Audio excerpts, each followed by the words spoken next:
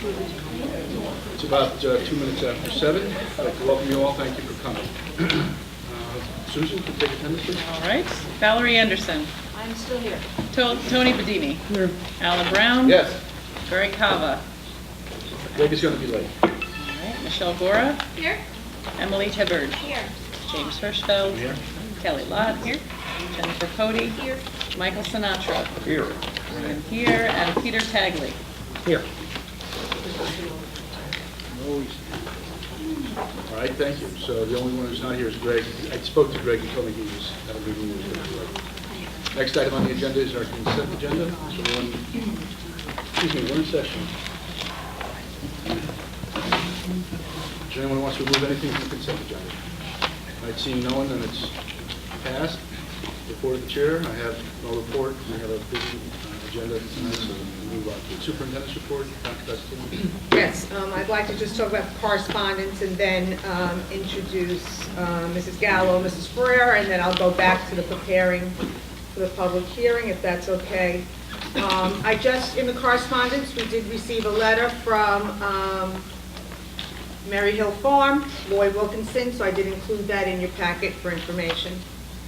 I want to update you on kindergarten, so you're aware. We have 11 students enrolled for September in Boothbury and Washington Primary, and 4 students enrolled in Burnham, and one of those children is one of the staff's children who does not live here but is going to attend. So that's where we are right now. And so with that said, I'd like to introduce Mrs. Gallo and Ms. Ferreira. Come on up. And All right, we're going to move on to 5.1, there? AP scores and curriculum update. and Mr. Dyer. Yes, Mrs. Gallo is She's just making introducing some 5.1. copies. Oh. But we will start if you're ready. I can. Good. Okay, that's fine. Go ahead. We've been asked to give you a little update on the advanced placement courses at the high school. So Kim went to get some actual data. Todd has data, so I'm just going to give you a little overview while they're preparing the data. How's that? As you may know, there are significant changes to many advanced placement courses from the College Board. Right now, we are redesigning our syllabi and our curriculum to match the changes as they come out. So the first change was in 2012-13, which was AP Biology. We submitted our redesigned syllabus and curriculum, and it has been approved, so we are now offering the redesigned AP Bio. There's been a significant shift in that course from content to conceptual understanding. So now the AP Bio students learn 4 big ideas and the essential knowledge related to those big ideas. The big ideas are evolution, cellular processes, genetics, and interactions of biological systems. The exam is still a 3-hour exam. Some of the content has shifted. It's 90 minutes for multiple choice, 90 minutes for free response, which are usually paragraph analyses. The College Board also updated AP Psychology for 2012-13. That course is new to us this year. So we submitted our syllabus based on the redesign course. It has been approved, and we are offering AP Psych this year. Our students will take the exam in May for the first time. Significant changes are coming for physics. In 2014 and 15, the current AP Physics course will be replaced by 2 separate full-year courses. So what is currently 1 year will be 2 full-year courses. It will be called AP Physics 1, AP Physics 2. Each will be a year long, as I said. Physics 1 will equal the first semester of college physics. Physics 2 will equal the second semester. So obviously you could take Physics 1 and not take Physics 2, but you can't take Physics 2 unless you take Physics 1. Like biology, the focus will shift to conceptual understanding. Both 1 and 2 will now be algebra-based. They will cover some topics that they have not covered before, including Newtonian mechanics, rotational dynamics, angular momentum, and some other topics which I have difficulty pronouncing, but they will be in Physics 1 and 2. Each exam now will be 3 hours. It used to be 1 3-hour exam. Now each exam will be 3 hours, 90 minutes for multiple choice and 90 minutes for free responses focused on analysis and argumentation. AP European History will be redesigned for 2015-16. Again, the focus is on conceptual understanding. We will be attending training in that, and we will design our course accordingly, as AP tells us to. As you probably already know, we continue to have AP Calc, AP Lit and Com, AP Studio Art, and this year through Virtual High School, AP Computer Science and AP Stats. Those were all updated about 2010, and we'll follow the progress, again, an update as AP calls upon us to do so. As an added feature at Chappaqua, you may already know, the students that are in AP European History and AP Lit and Com can also receive UConn College credit. Our teachers have become adjunct professors, so if the students decide to do that option, they can simply enroll in UConn and get college credit for those courses, as long as they pass the course. Currently, we follow the recommendation of the College Board and NEAS, which is to encourage all students to try AP and the AP exams. This school does not offer strict prerequisites, nor does it prohibit students from taking AP courses based on GPA. Some schools do. We don't. We follow the recommendation that encourages intellectual curiosity, and of course the common sense approach, which says you should introduce students to the rigors of college before you pay university tuition. So we hope to do so.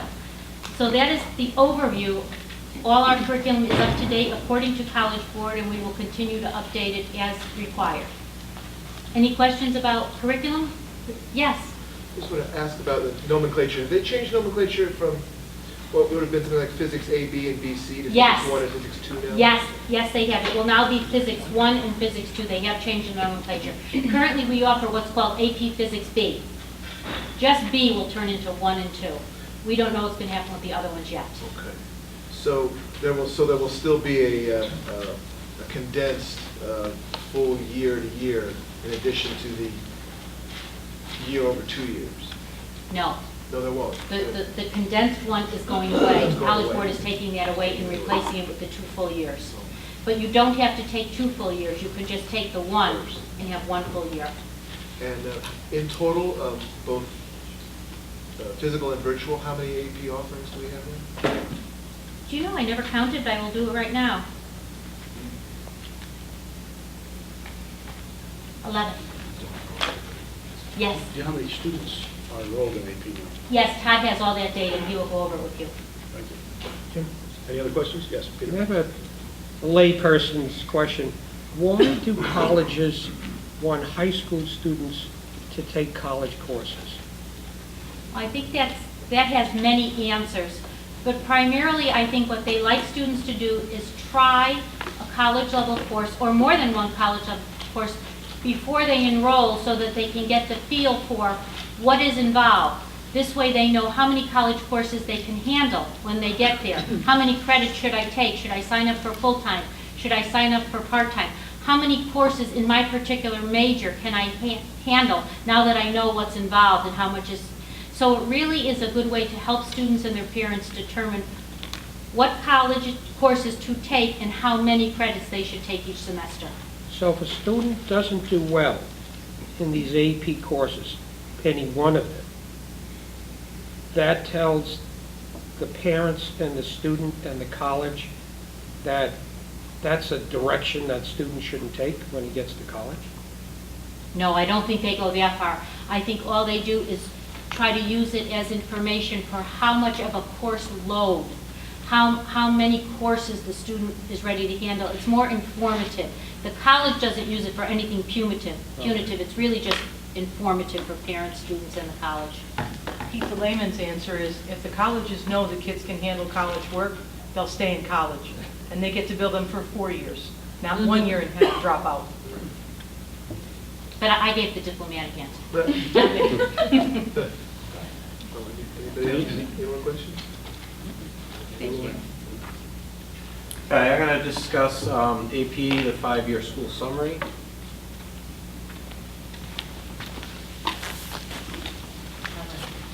This is Mr. Todd Dyer, the Director of Guidance for those who don't know. And the swim coach. The swim team's having a great year. Middle school and high school.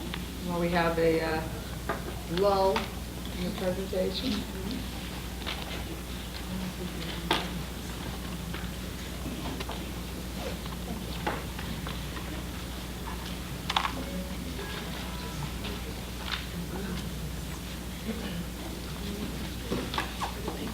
Okay. Before I begin a review of the scores, I just want to sort of talk a little bit more about our policy with AP. Our policy with AP is an open enrollment policy.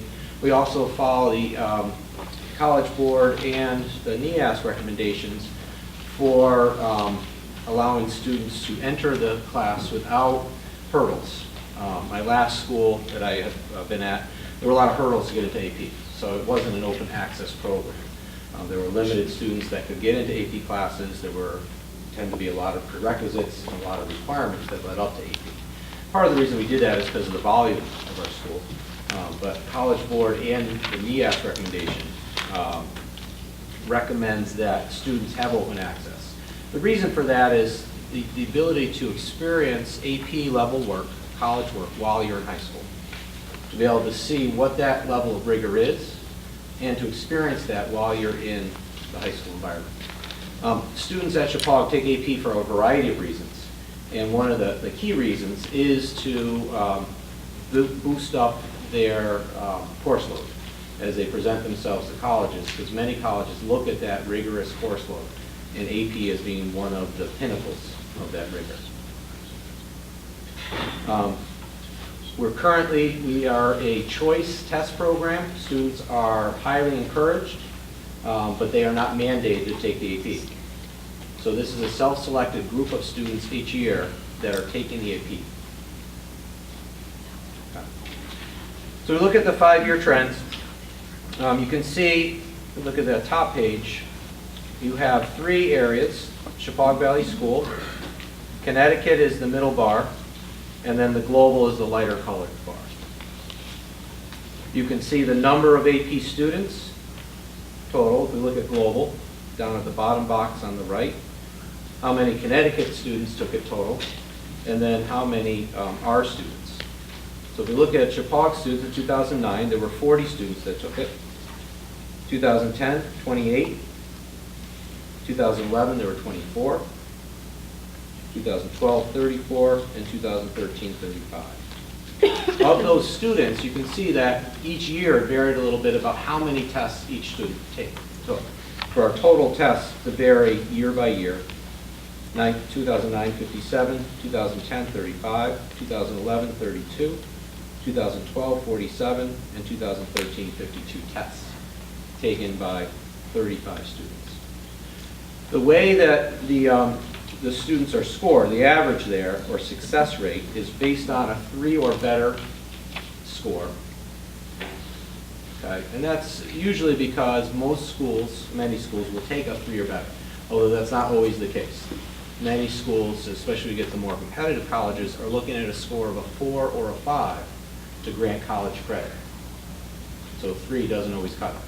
Sometimes a 3 will put you in for a promotion program, so you can opt out of a class and move on to the next class in sequence at college. But often to get credit, especially the more competitive schools, is a 4 or 5. AP lists success as the 3. So you can see our percentages over the last few years. Our strongest year was 2012. And our weakest year was last year, 2013. If we look at 3 as a success. Okay. If we go into 2013, we can dig into the scores a little bit. So if you go to the second page, you can see biology.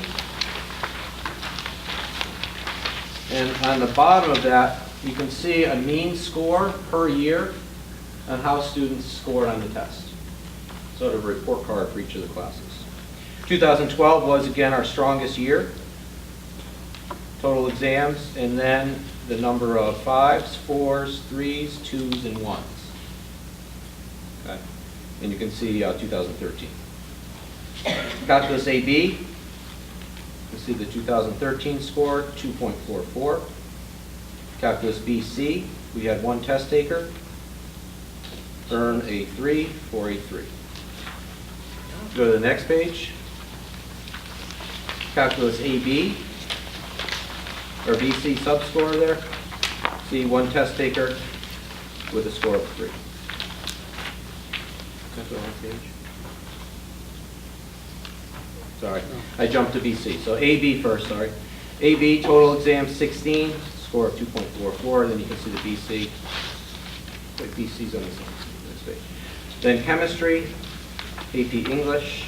I think we're missing a page.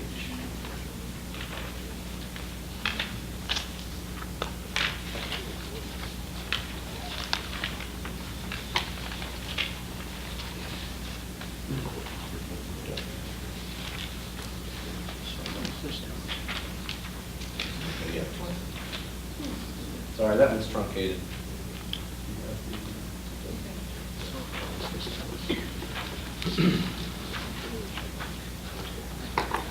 Sorry, when I ran these, I Just must have pass them gotten- around. So Okay. it's like I think a lot to do. right. Oh, they're back to back, that's why. Are they there? It's fine, we're following it. Was I doing okay? No, keep going. All right. I think, in summary, when we look at the scores, we definitely see, and we've heard this before, a smaller sample size definitely affects overall scores. And a larger sample size would definitely, change that effect. Just as an example, in biology with the new test score, was much harder for our students. Our students did not do as well as they have in previous years. And definitely last year was not a strong year for us. We had 5 students that scored in the 2 range. And if just 3 of those students moved up, we'd be in the 62nd percentile for success. Okay? If all 5 had moved, and I know if is a big word, I'm not a big if guy, but there is that if, they would have gone to 68th percentile. Okay? And I think in comparison both to globally and Connecticut, one of the questions that is raised, that I raised, is how can we increase our success rate? And I think that's one of the things that we are looking at as we're looking at our curriculum and how we're focusing our students on their success throughout the year. I know there's been the question in the past about all students taking the test, and this has gone back and forth in my last district as well. And one of the questions that comes up is when you require all students to take the test, you definitely have a much larger sample size. But then you have the question of, does a district then encumber the paying for the test? And if you're mandating it as part of the AP program, does the student then, when they get into it, know that that is part of it, and then maybe they wouldn't sign up for the test? And the question on the outset. I think that this is something maybe that would need a more comprehensive review. And so I know that Principal Gallo and myself, Ms. Farrar, are going to continue that conversation along with the faculty as we're looking at our practices around AP and increasing our scores. Okay, Joyce and Joe. This is a real dangerous thing to get into, though, because on one side you have lowering of hurdles so that more kids can have the opportunity to take the courses, take the tests, Yep. to either excel or to discover that they can't or don't want to excel or it wasn't what they thought it was or whatever it is, so that you are going to have your scores therefore altered by lack of success. Correct. So one of the easiest way to boost your success is to exclude those kids. You don't want to do that. Correct. So in other words, we really have to look at these scores in a representative way as opposed to in a judgmental way. Correct. And we have to all be careful of that as we publicize them, because it's very complicated to do anything other than educate kids well to get the success level up, right? The other thing to do is to exclude them. You can't do that either. So we, you No, look we at the- don't want to. Right. We could. You could, of course. But I mean, the chemistry is a perfect example. We have 1 score for chemistry out of this entire Connecticut and global. And this child didn't do that well. Well, they've learned something about what they need to do if they want to excel at chemistry or not do any more chemistry. But that 1 shouldn't be something we judge our chemistry teaching on. And I think, usually, at least in my last school, chemistry was the 2nd level of chemistry before we would prep them for the AP. So it would be AP Chem. You would take chemistry as part of your regular curriculum, and then you take AP Chem as your 2nd class. This student did not have the benefit of AP Chem, but chose to study, prepare on their own with the chemistry teacher's help to get ready for that test, but didn't have that curricular background. I applaud that student. We've had students do that with environmental science. We've had them do it with AP language. We've had students that have chosen to take that exam even though they haven't had the curricular background. With the virtual high school in place, I'm looking forward to students having that curricular expertise and then being able to use that knowledge on the test to really show their ability. With that said, we are still open enrollment. So if a student comes to me and says, I want to take Chinese, but I've never done the class, we will allow them to do that. That will go on to our test scores. So I think you said it very well about our current policy and what its implications are for when we look at this data. Make sure that everybody is on board with that, realizes not to judge harshly. Mike? I applaud you for having your open enrollment policy. I think that's a good one. If we're looking at the data, though, and we're looking at, for example, 2009 to 2013, and we're looking at total AP students, in 2009 being 40, in 2013 being 35, I'm wondering about the overall high school population if you compare those 2 years, because if the enrollment, for example, declined, you may have had a percentage gain, actually, in terms of percentage of students actually We've taking had a it. higher number of students taking it per capita, but, I still, think that's a question for us to review, is the gain in terms of the score. And last year especially, 2013, there were a number of students that chose not to take the test because they didn't want to advance in AP, even though they didn't have to report those scores. They chose not to, that would have scored very well. Their other side of that question is there were a number of kids that didn't take it that probably would not have scored well and knew that from their experience they probably wouldn't perform as well. But there were a number of kids that would have helped our scores, so to speak, if they had taken it. Well, for example, if they've already been accepted into a college and they know the college is not giving them any credit for Yep. sitting for the AP, why take the AP? Yes. That's the argument. I understand that. Anyone? Yeah. Which textbook do you use for AP biology? I don't know off the top of my head. I'd have to get you the syllabus. And do we have AP US history? We do not offer AP AP US European. history. AP European. And so European is one of those courses that's missing from the, It's not in that, it's in this truncated, I have the other report here that I can pass around. Because it wasn't on, the one I have must not have gone all the way through the printer. But I do have that here. Students can take any AP course on virtual high school also. So if they're interested, that's the way that they have access. I was going to ask that as a second part of my question to Ms. Ferreira, is that we offer 11, but a student can always opt to, through virtual high school, take one in particular that they might want that is Yes. not offered. And now that we're having some success with virtual high school this year, I know it will increase. We have a teacher who teaches virtual high school, so she gives us the in, and our students, we have students taking AP Computer Science and AP Stats, and they're succeeding.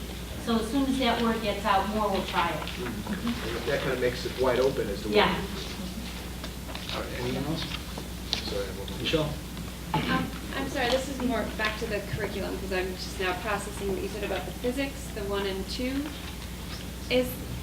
In order to sit for the physics AP exam, do you need to take 2 years then? No, you can, There's a physics each 1 exam AP? is separate. You Okay. can't sit for the Physics 2, obviously without taking Physics 1, but you can sit for Physics 1 alone. Oh, alone? Yes. Oh, okay, great, thank you. Anyone else? No?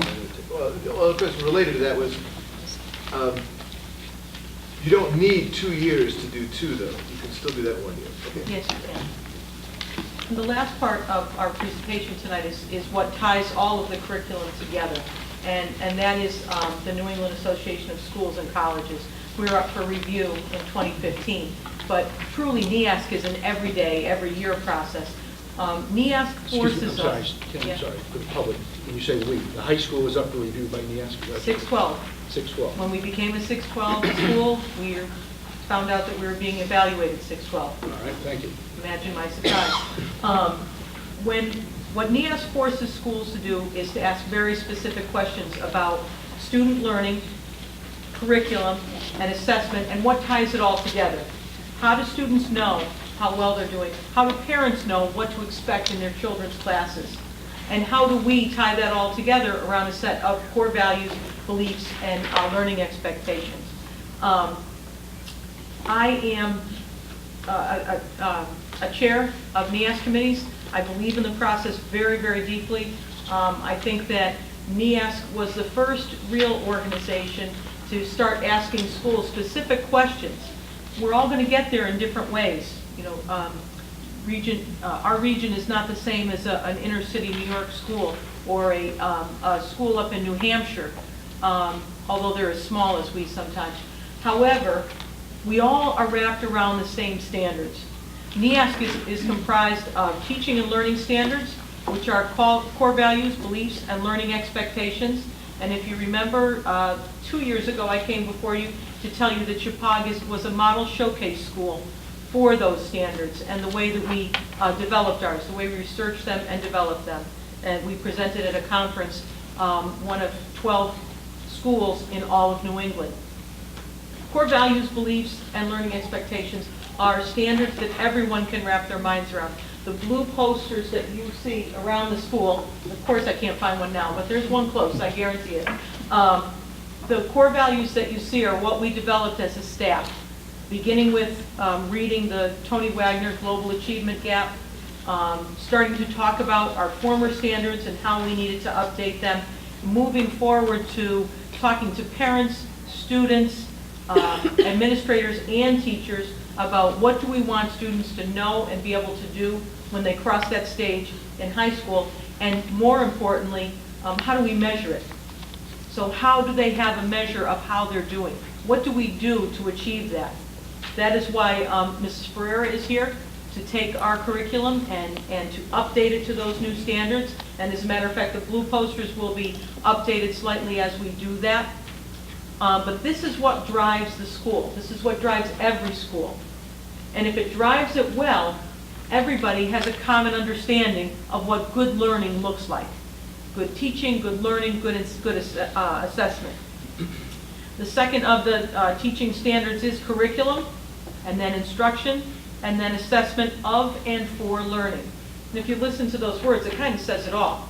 It's not just assessing to give a test and to see, separate the wheat from the chaff. It's of and for learning. That is what guides you to use those assessments to inform instruction. When a certain number of students start to fail a test, what do you do about that? When everybody does well, what do you do about that? What adjustments do you make to your instruction? So a close look at our standards, our beliefs, and our curriculum, instruction, and assessment is needed by every school every year, but we are evaluated on it every 10 years. We also have support standards, school culture and leadership. That's not by any means just me, but it is up to me to make sure that we have a culture that values leadership in our students, in each other, and of course in the administration. By developing those skills in different people, rather than just relying on one person, we make sure that we bring out the best in every person. And we try to make sure that we bring out the best in every student as well, by challenging them. When Dr. Pat came to our school today and talked to the kids about her life-changing experience in Costanza, our students were challenged to think about big questions. What have you done to serve your family, your community, your school? What does that look like for you? What does it teach you about yourself when you're successful? Dr. Pat ended her presentation with some takeaways that she had from her experience. And they were big ideas that kids could wrap their minds around and say, wow, I might not go to Costanza, but what about signing up for a volunteer mission with my church or within my community? How could I use my talents? I'm really good at fixing cars. How could I do that out in the community to help other people? All of those big ideas happen in our school culture and how it is led. School resources for learning is all of the stuff that you give us, the things that we talk about, whether it be technology, textbooks, or simply our own atmosphere in the school. How do we arrange our school with the money that we're able to obtain from the taxpayers to make it conducive to learning every day? What would it look like if we made it better? We always need to be thinking about that. And last of all, community resources for learning. an area that I anticipate we'll do very well in because we have a community that supports education so well, and I appreciate that very much. Our progress to date on NEASC, I am very happy to report, is quite good. At our steering committee meeting this week, we're already starting to look at the reports that are being developed. We're also starting to look at what accommodations do we need to give to the team, the biggest expense of NEASC. And we are taking very close looks at our standards. Are they, our core values, beliefs, and learning expectations, are they what we need them to be? Are they analytical rubrics, the rubrics that go along with them, that are used school-wide to measure our standards? Are they analytical? So that when you look at them as a parent, when you look at them as a student, when you look at them as a teacher, are we on a common path? Do we have common language? Do we understand what it takes to be an outstanding student at Chappaq Valley School? And when I cross that stage, do I have a sense of myself? One of the best stories this week was a student who was writing in his journal on senior project, and he's doing kind of a mechanical project. Well, he made some kind of dumb decisions, and it didn't go so well for him. It gave him lots more work. So as he began to write about his connection to the standards, he wrote, creating problems. I love that. What that says to me is our students are thinking about those standards and saying, okay, this is where it fits for me. That's the most powerful thing about learning. So in short, NEASC does for teaching and learning what good standards do for any good organization. It forces you to take a good look at yourself. It forces you to ask yourself, is everyone on the same page, or do they have the opportunity to be on the same page? And it forces you to make sure that you're doing it well. I look forward to our study, even though I'm sure I won't sleep for about, I don't know, a month before that, Dr. Cat? About that. I'm looking very forward to it because I know it's going to showcase an already wonderful school. And that's NEASC. Thank you. When will the team be here to do the evaluation? March of 2015. And they're here for, and this is every 10 years, is that That's right, it's a decennial review. Although we have 3, 2, 5, and sometimes more reports in between. And how long are they here for, approximately? They come in on Sunday morning, and they leave after the faculty meeting at the end of the school day on Wednesday. It's a very intensive process. It's also the very best professional development that any teacher or administrator could have. All right, thank you. Anything further? Anyone? Michelle? I think I remember in one of the budget requests there being some money set aside for the train or for the visit. But do you see the NEASC visit? Are there any budgetary requests in our upcoming budget? Things that you feel that we need up here for the NEASC? If we were just operating for NEASC, there'd be lots of things I'd be asking for. Obviously, those are bigger conversations, and they're conversations that need to include the community referendums and so forth. However, we have been very lucky to have superintendents that support our work.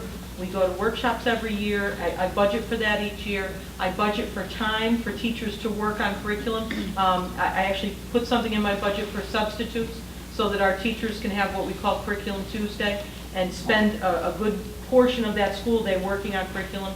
So honestly, I don't have to come to you hat in hand. No, but to add to that, when your visit is coming, you do put about $25,000 extra just for the visit. And I Because you have to remember- pay for the Yes, you do. hotel, for And we've the- done that. Right, and the I remember food seeing and that all of those request. things. I remember seeing that request, but That I will didn't be in the remember budget. Yep. if there was anything else that was that was specific to the NEASC visit. I know we haven't been presented with the budget yet, but I just want to make sure that anything that you put in your request that is NEASC specific, we know about, so that we are. Okay, I Cutting will be anything. sure to do that, but I don't think I'm going to surprise you with anything because we've built this up over the years. Okay. You know, obviously there are some things that we need to work on in the building, but other than that, we're in very, very good shape. Good. Thank you. Thank you. Anyone else? All right, thank you. Thank you. Okay, now I'll just take a step back. Tonight, So what item are you on now? I am on item 4.2, and then we're going to go to 6.1. I just wanted to give a little overview. Tonight, you are going to hear from Fletcher Thompson, Arcadis, Anthony Amato is back. I'm very proud of the work that the team has done to get us to this point. It has been interesting, to say the least. I do, most of the board members have attended some of the meetings, the public meetings, but in each meeting, I did start with just how we got to this point. In your packets, I did put a summary of Goal 3. I hope that you'll look at that because, first of all, the first thing I want to mention is that this happened before Pat Cosentino was superintendent. Okay, so that needs to be really out there, that this is not something that I'm driving. I'm really trying to work for the board.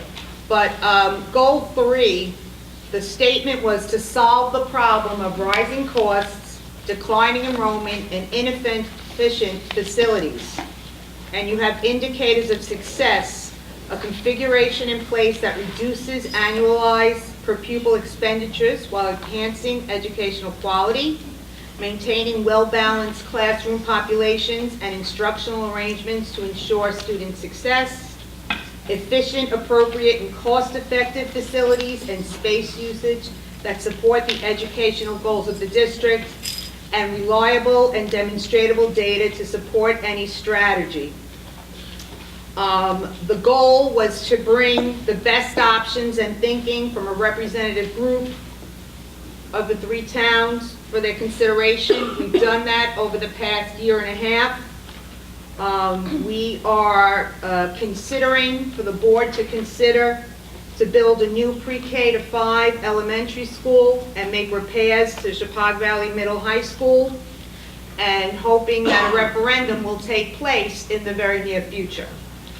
Attached to this was Jonathan Costa's summary, which I always think is good to read because he was someone from the outside looking in to give you his opinion, which you paid for. We also have been revising our schedule as we've been moving along. We have a meeting tonight. We have a meeting scheduled on Wednesday, which is going to happen.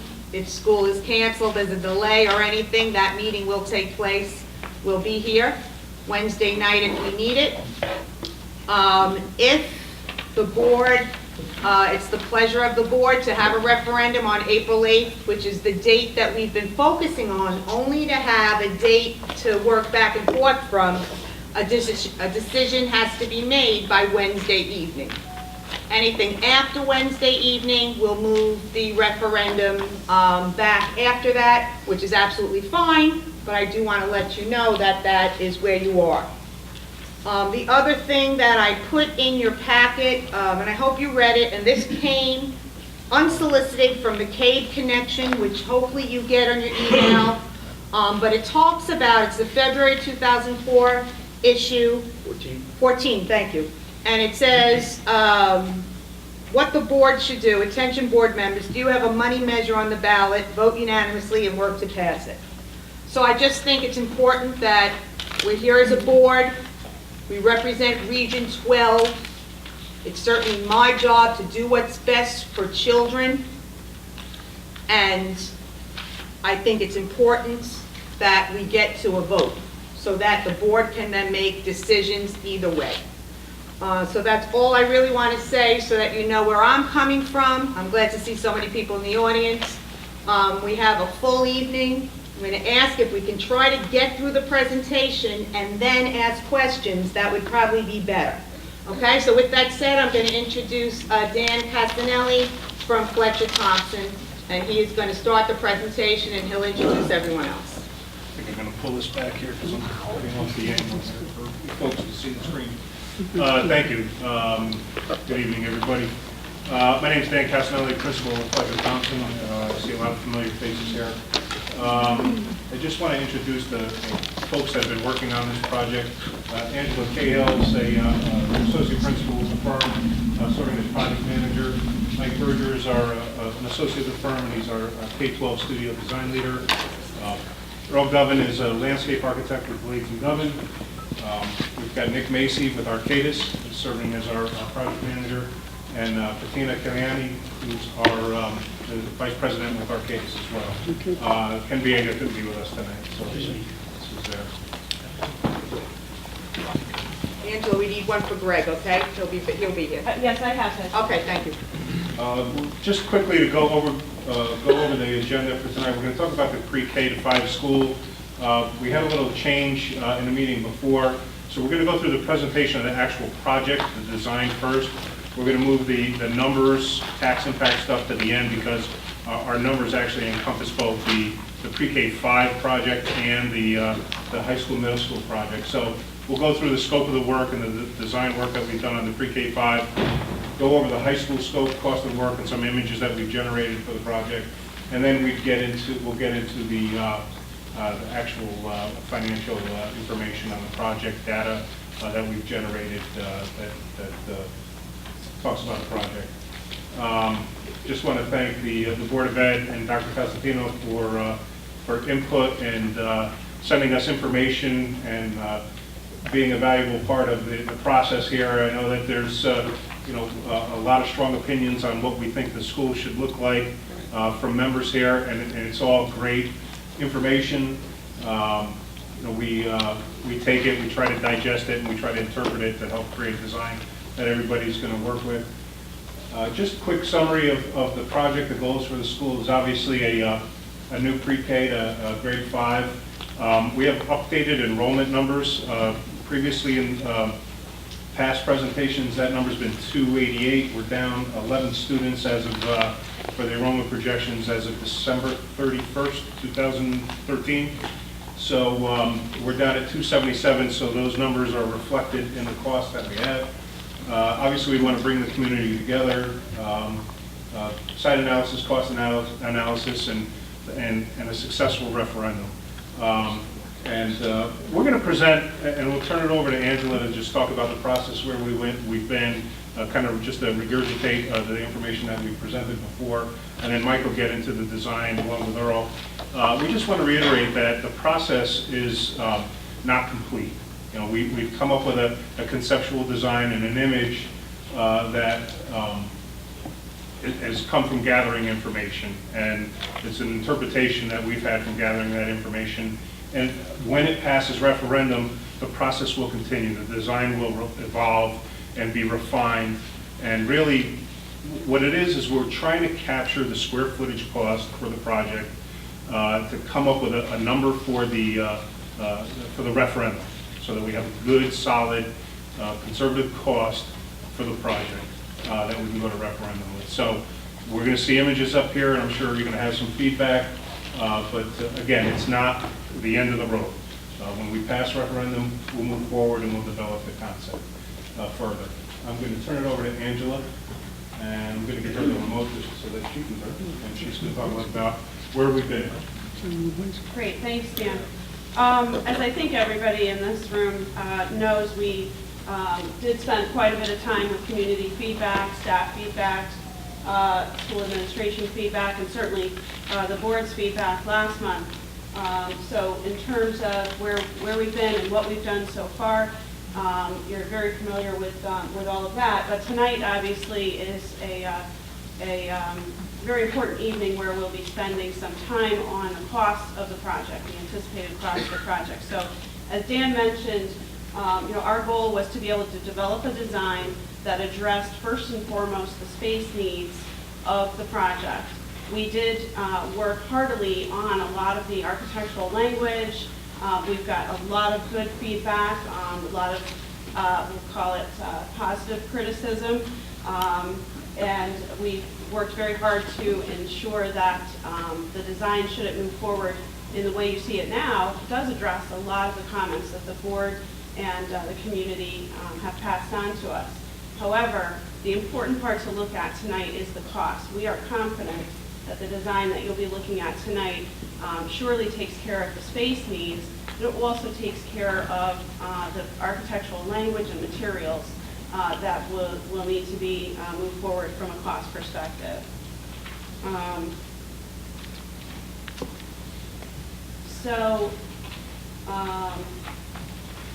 The other thing I want to mention is that we are still on board beyond this evening. As Dr. Costantino mentioned, there's a potential special meeting for Wednesday. The other thing that's in the team's scope of work is preparing the data and information for the public hearings that would be scheduled to come up, as well as data and information that can go out in flyers.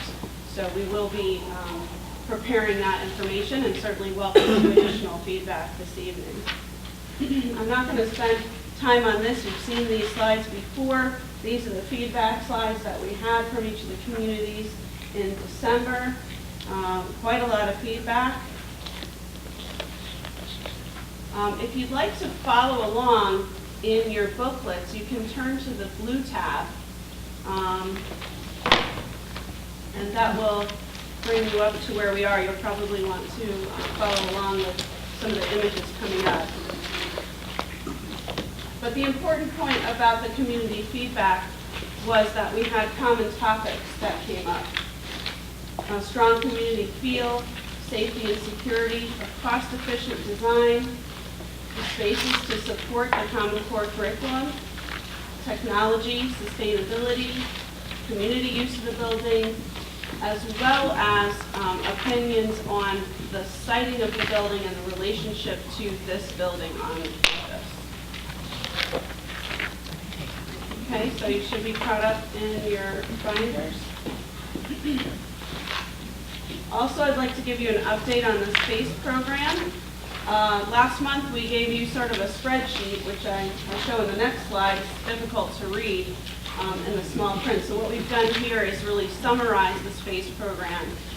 We were able to, taking some feedback over the last month, we were able to update the SPACE program to show a building gross square feet of 59,000 square feet. This is a further reduction from the 64,000 square feet we were at last month. We were able to find some efficiencies within the plan to reflect that change. And so this slide shows you really by department the square footage that is necessary. And then again, the actual SPACE program itself. And with that, I'll let the designers talk briefly about the preferred option. Earl? So again, my name's Earl Govin. I'm a landscape architect. I'm working with Dr. Thompson to develop the site along with the building. So we were asked to look at 3 different sites within the high school, middle school, junior high site. And so in order to do that, we looked at what some of the existing conditions are and some of the opportunities and constraints. I'm going to probably push the wrong button here, but green one is the so the red are steep slopes. Slopes that are greater than 10%, difficult to build on. There are quite a few in the area, but there is a nice plateau up at the existing school that gave us the most opportunities for a new school. There's the small area by the septic field, and there are additional steep slopes that surround the wetland, which is in blue, the stream corridors, and the wetlands here, as well as the pond at the school. So here's the existing school, Pickett, the entrance road into the school, the turnaround, the pool entrance, and the existing parking and the tennis courts. Existing field hockey, baseball, and soccer field. To the right, isn't it? Okay, so the 3 sites we looked at were the area of the field hockey field and the baseball field, the upper field or the western field, and then the area where you had seen the original plans from the interviews, which is around the pond. And we took a few different footprints and tried to work them within the confines of those sites, knowing that we need 200 parking spaces, knowing that we didn't want to lose any ball fields, knowing that the programs, the exterior programs for the school include play areas and gardens and areas that are associated with the new school. So the first program that we, the first area looked at was the area number 1, located in the north on the field hockey site. This scheme allowed us to reuse the existing areas, the existing circulation to access the site. So we have a bus loop located to the east. We have a parent drop located to the south of the new building, and our majority of our parking located between the high school and the new school. This, again, allowed us to reuse some of the circulation, but did require us to move some of the nice fields up in the northern quadrant to the west and to the south of the school. Some of the pros and cons, this was a separate school from the middle school, high school, which seems to be the temperament to take this elementary school and move it away from the high school, keep the activities separate. It is a level site and easy to build on. Some of the negative factors are, we have to move the hockey field, which is known to be one of the better ones in the area. There are a lot of activities. There are a lot of activities directly adjacent to the new school, which is sometimes distracted to middle school students, and that we have to reuse the existing circulation. It'll add to the congestion of those areas. The second site we looked at, I'm sorry, we'll go to 3 first. We'll go to 3. Sorry, was closer to the original scheme for the interview, where we focused around environmental core, around the pond, improved that, and created a campus around that and focused on that. We had the parking around the ancillary parking around the tennis courts would have to be removed or relocated, and a new bus queue and parent drop associated with the existing existing drop at the existing pool entrance. That helped to keep some of the existing fields. It did create a true campus setting by creating that link with the existing school. It focused on the environmental area, which is it ties to the sustainability, minimizes disturbance to the fields, and I think those were some of the pros that were talked about this scheme. There's a little less chance of a unique character for the elementary school being so close to the high school and the junior high. Conflicts with children moving back and forth during school, after school, providing for a distraction for the elementary school children. It's a tight site, so we're fitting a lot in a small area, and the overflow parking is remote. And again, we have to reuse existing circulation patterns, so it may add to the congestion that's there, and timing is a big issue when we're talking about reusing that. So the third site we looked at, which is number 2, locates the building on its separate site to the northwest, with a new access road coming up with a bus queue and a parent drop separate from each other, additional parking that can double for parking for the athletic events. It's a separate site. It has its play areas. It's more self-contained, and this does allow us again to keep the hockey field and the baseball field. We're showing another option for the junior high baseball field here. I think if we worked it out, we could probably get this field to remain. It's not a non-reimbursable expense. We want to minimize non-reimbursable expenses. So this is a separate school with its own identity. Parking separate from middle school, high school, so there's no conflict. It has its own entrance drive. The athletic fields can remain. The parking can double as athletic field parking. It's got an ability to expand, which Mike will show you in a few minutes when he goes through the building. And it's a nice secure site away from other activities. Again, they're all little tight sites when you're adding another school on this property. There are some grading issues, which means we might potentially have to grade or build a wall in the back to protect this wetland and to protect the knoll off the site here. And then the proximity to some of the off-site homeowners could be considered as maybe a negative for this scheme. But it does have a lot of positives. It does have a lot of negatives. Not a lot. It has a few negatives, but I think it responds to many of the. It responds to many of the comments that were made over the past 3-4 weeks about how the site's supposed to work, what we feel is best for the children of this age when it's on a site with a high school and a junior high. At this point, I'm going to turn it over to Mike. He's going to go through the building program and be happy to answer questions after that. Good evening.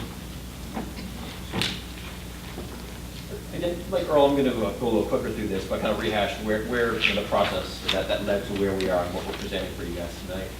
We promised you 3 building solutions to discuss, and then choose one to further develop for this evening. And these are 4 of them. We actually developed 4. We developed A, B, and C, which are single-story buildings. We also took a look at D from some of the feedback that we had with the community and with the educators. What would a 2-story building look like? So we developed these 4 schemes, which eventually turned into scheme E, the 5th scheme, which I'll walk you through, and some of you have seen previously. We also looked at some aesthetics, some really preliminary exterior modeling of the building, to take a look at masses and kind of a taste test of what you like, what you don't like. We got a lot of feedback from this, and we have some updated images that we'll walk you through as well. Scheme E was really developed early on from the initial interview concept, where we actually had the building sited around the pond. We were kind of inspired by the environmental properties of the pond. So I think everyone kind of gravitated back towards E. The Board of Ed, you guys approved us to develop Scheme E. So it is a 1-story building. The main entrance is located here with the arrow. Buses, as well as parents, both drop off their students or pick up the students at this entrance plaza right here, and enter the building with a secure vestibule located right here. At the front of the building, you have the administration area, which is this yellow area here. I do have a blow-up of this area that we could take a look at in the next slide.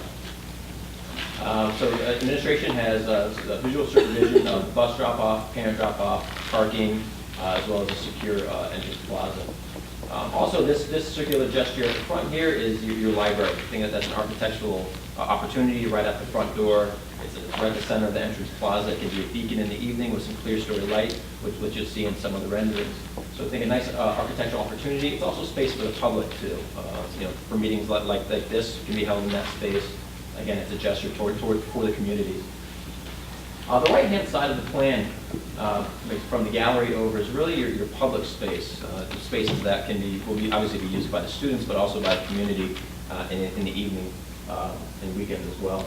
And then on the left-hand side is really your private space, is where you start to see your classroom breakdowns, then your special classroom spaces, again, away from those louder, more public spaces, parts of the school. So after the administration, you have your gymnasium with bleachers, full basketball court with side hoops here, and then your cafeteria. We're also showing a shared platform, like in the previous schemes. It can be used by either the cafeteria side for maybe a school-size assembly presentation, but for larger functions, larger presentations where parents and guests might want to attend, the platform, the stage can actually be used by the gymnasium side as well. We've done this in a couple of schools, and it's been fairly successful. You have your kitchen and servery, full kitchen located back here, your custodials and deliveries kind of around the back of the building where students who really won't be walking or traversing. Then you have your PE support located here, again off to the back, to the north end of the school. Your boiler room and your support spaces, your toilet rooms are located here, and then faculty dining. From the previous schemes, we found out it wants to be directly adjacent to the cafeteria. So we do have it located directly across from the caf. Again, some supervision at this end of the school, again with lots of natural light. I'll walk you through the private part of the school. Again, your library, which really anchors the building. It's the heart of the school for the students, but also for community use as well. So it really is a special space within the school. And then this first pod is really your early childhood. We're housing the pre-K, K, and 1 in this pod. So the older students really have no business traveling down this corridor. So it's a nice, safe, secure space. Some opportunities for architectural identity elements, and really kind of make this their own home. At the end of each of these pods, we're showing a collaboration area. We're showing it with some step seating, again filled with natural light. It's really a breakout space, a destination space for these students to use. It's also a nice gathering spot before and after using the secure play areas directly adjacent to those collaboration areas. The second pod is for the older students, 2, 3, 4, and 5. Again, they'll have lockers in here. Each of these pods has their own bank of toilets, so during class, they really don't have to leave their pod. So students, teachers don't have to worry about kids wandering off. They're in their own secure pod. As well as special ed and resource rooms are located within each pod. this big curving arch which really threads the school together. On this side of it, we're housing kind of the specials, the noisier spaces within the school. Again, they're up front and they're being celebrated. We're really showcasing what happens in these spaces, the art and the music. But also we're doing that because those are also noisier spaces too. So we're pulling those away from the regular academic spaces. They're at the front of the school, getting some transparency, really showcase what the school's about. There's another collaboration area space here for these specialty functions. And we're showing the word display throughout the plan. Showcase, again, the academics, the arts, the scholastics, the communities, places throughout the school to showcase what they're all about, really. This is just a blow-up of this location here. I know it's hard to read. It might be easier to read on your handout, but for those that don't have one. This is the secure vestibule.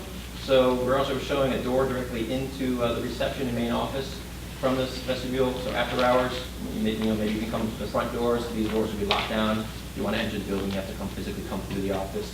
That serves as like a sally port. I should have mentioned, actually, let me back up a little bit. Talk about security. So throughout the day and in the evenings, there's a set of doors located here and a set of doors located here, where those really kind of private spaces can be locked down. And, God forbid, the case of an event, you create really layers to delay an occurrence. So that really starts at the front door with the use of the creation of this sally port and secure entrance. There was some furniture in here to start giving you the scale of some of the spaces and the breakup of some of the spaces. Some group circulation within the administrative suite, and then possibly a physical connection over to the health center for, again, the double supervision. If the nurse happens to be out, another staff member can kind of sneak in the back door and take care of it. The library now has the computer lab, which can be accessed from the library or also from the corridor, so a class of students can access it from the corridor without disrupting what is happening in the library. We're showing some furniture and some bookcases, again, for scale. Again, it's not a final layout. As Dan mentioned, this is a process. And not to say that's not complete, where we are at the concept right now, we do understand that we want people to have a connection with the plan, with the aesthetics of the building, to be excited about it and moving forward past referendum. Earl mentioned opportunities for future expansion.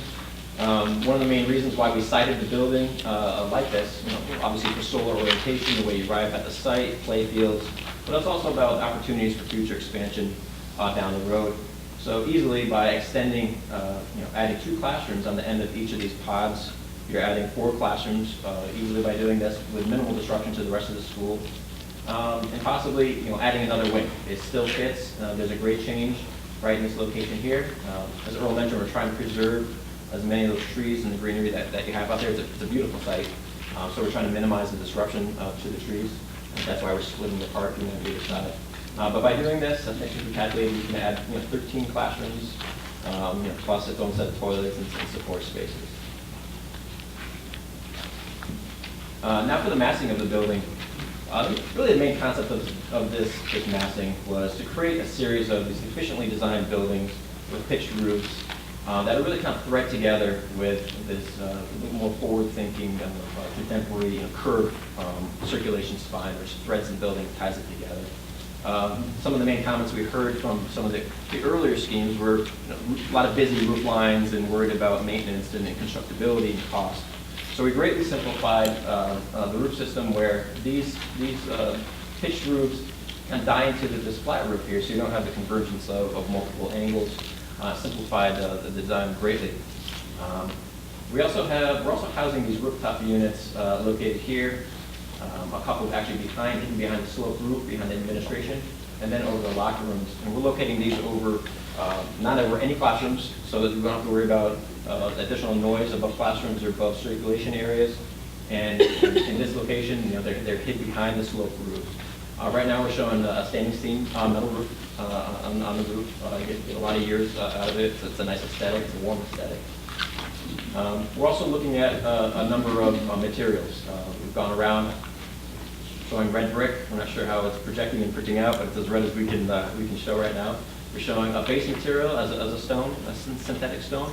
But again, that's something to tie into the character of your communities.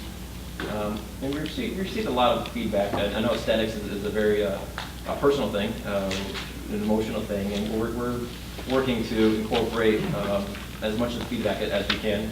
It's your building, it's for your communities. We've had, some more contemporary requests. We've had traditional requests. So we're trying to meld all those comments into this facility, and hopefully it strikes a chord and people,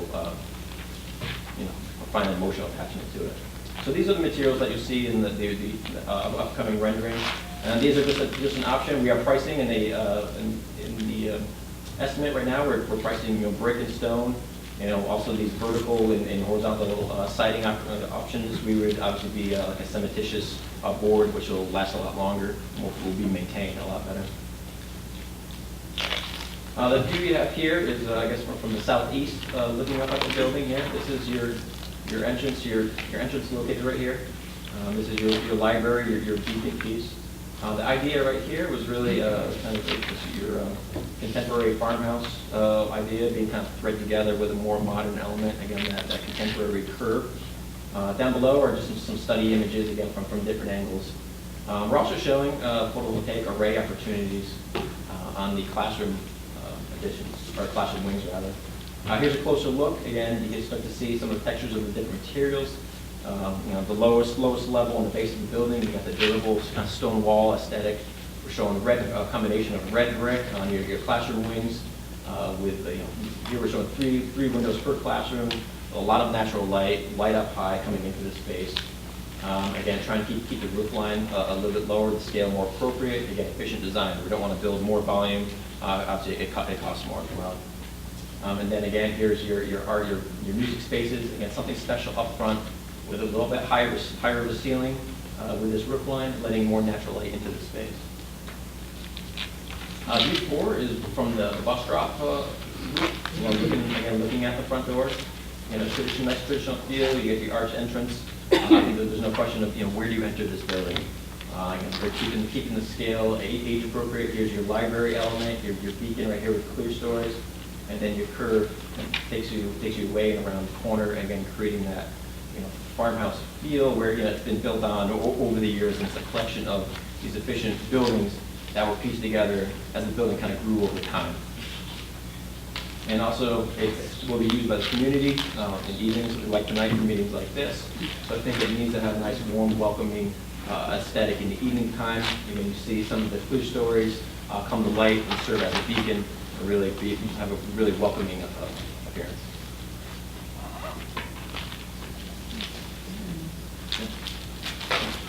Talk a little bit about the repairs and renovations of this. Great, thank you, Earl and Michael. I know you're all anxiously awaiting the cost discussion over that preferred option, and Michael talked about the materials.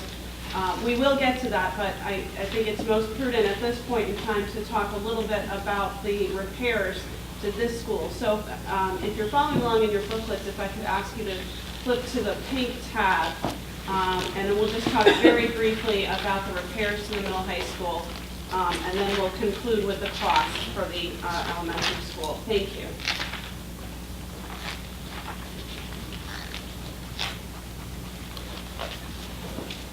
Excellent. Thanks, Michael.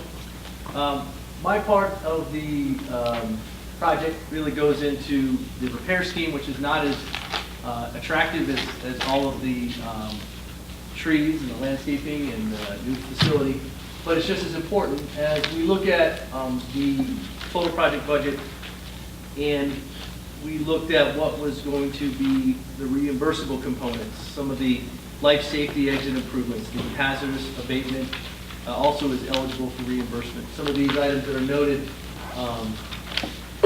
here on the first one, which is replacement of this casework and some cabinet work, as it relates to some handicap accessibility.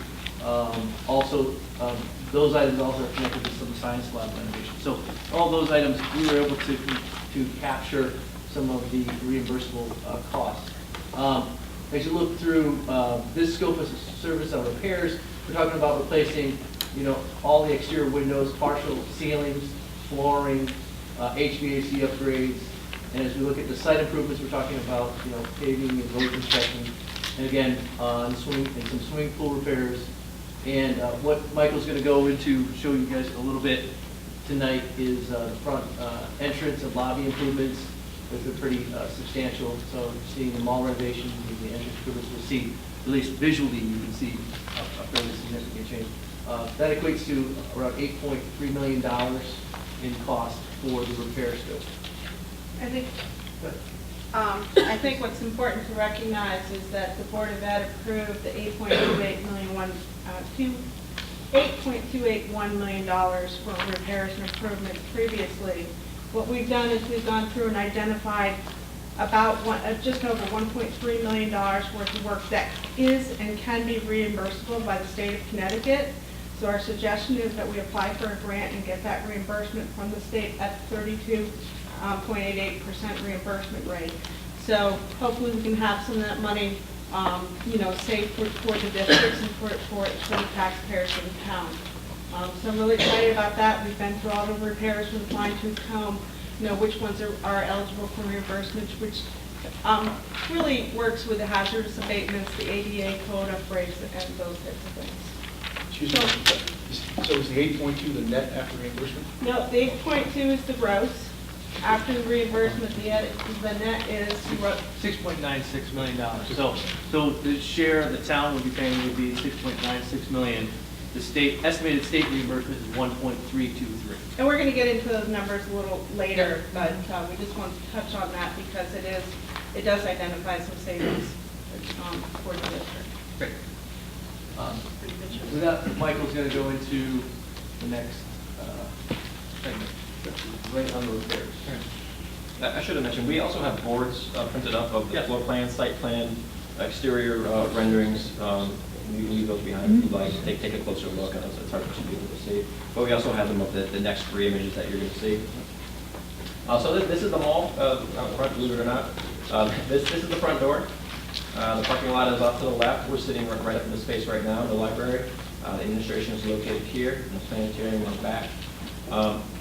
As Nick said, it seems significant, but it's mostly finishes, it's some minor some low walls and furniture, floor finishes, ceilings. And you really transform the space. We're trying to create an identity for a space that really doesn't have an identity. But the school, the community, they use it. They're out there now, and we've seen them building sets out there. So it's definitely used. It's a valuable square footage, but I think people aren't sure how to use it. So the plan here, again, it's an early concept. We obviously seek a lot more feedback and on what we propose, but it's helping to define the space. So we're creating kind of these no-man lands that are used and not used, but create some low partitions in some of these locations here to help define the space on a permanent basis. But then have loose furniture that can be moved and rearranged throughout the day, throughout the evening. Starting at the front door, we have this right here, which you see in the rendering is an informational kiosk, kind of or a wayfinding kiosk, an element with flat screen TVs on there that can tell people where to go. There's special events, something that's happening in the school, the community, can be located right here, right at the front door, and directly adjacent to the administrative office. And then a number of breakout spaces in different shapes and configurations, and again for different size groups of students. And people located here, again, right outside the front door here. Also to the left as you walk out, around this corner. Again, playing off some of the geometry that's already here, some strong geometry that's kind of hidden in the back. We're playing off that, which kind of inspires some of the architecture of this space. This space here, which is a larger breakout space, those tables can be moved out of the way and kids can build their theater sets located right outside. Well, obviously, you have to take into account for emergency egress through this corridor space. So we took that into account. We will as it moves forward. This first view is a view, looks a little different.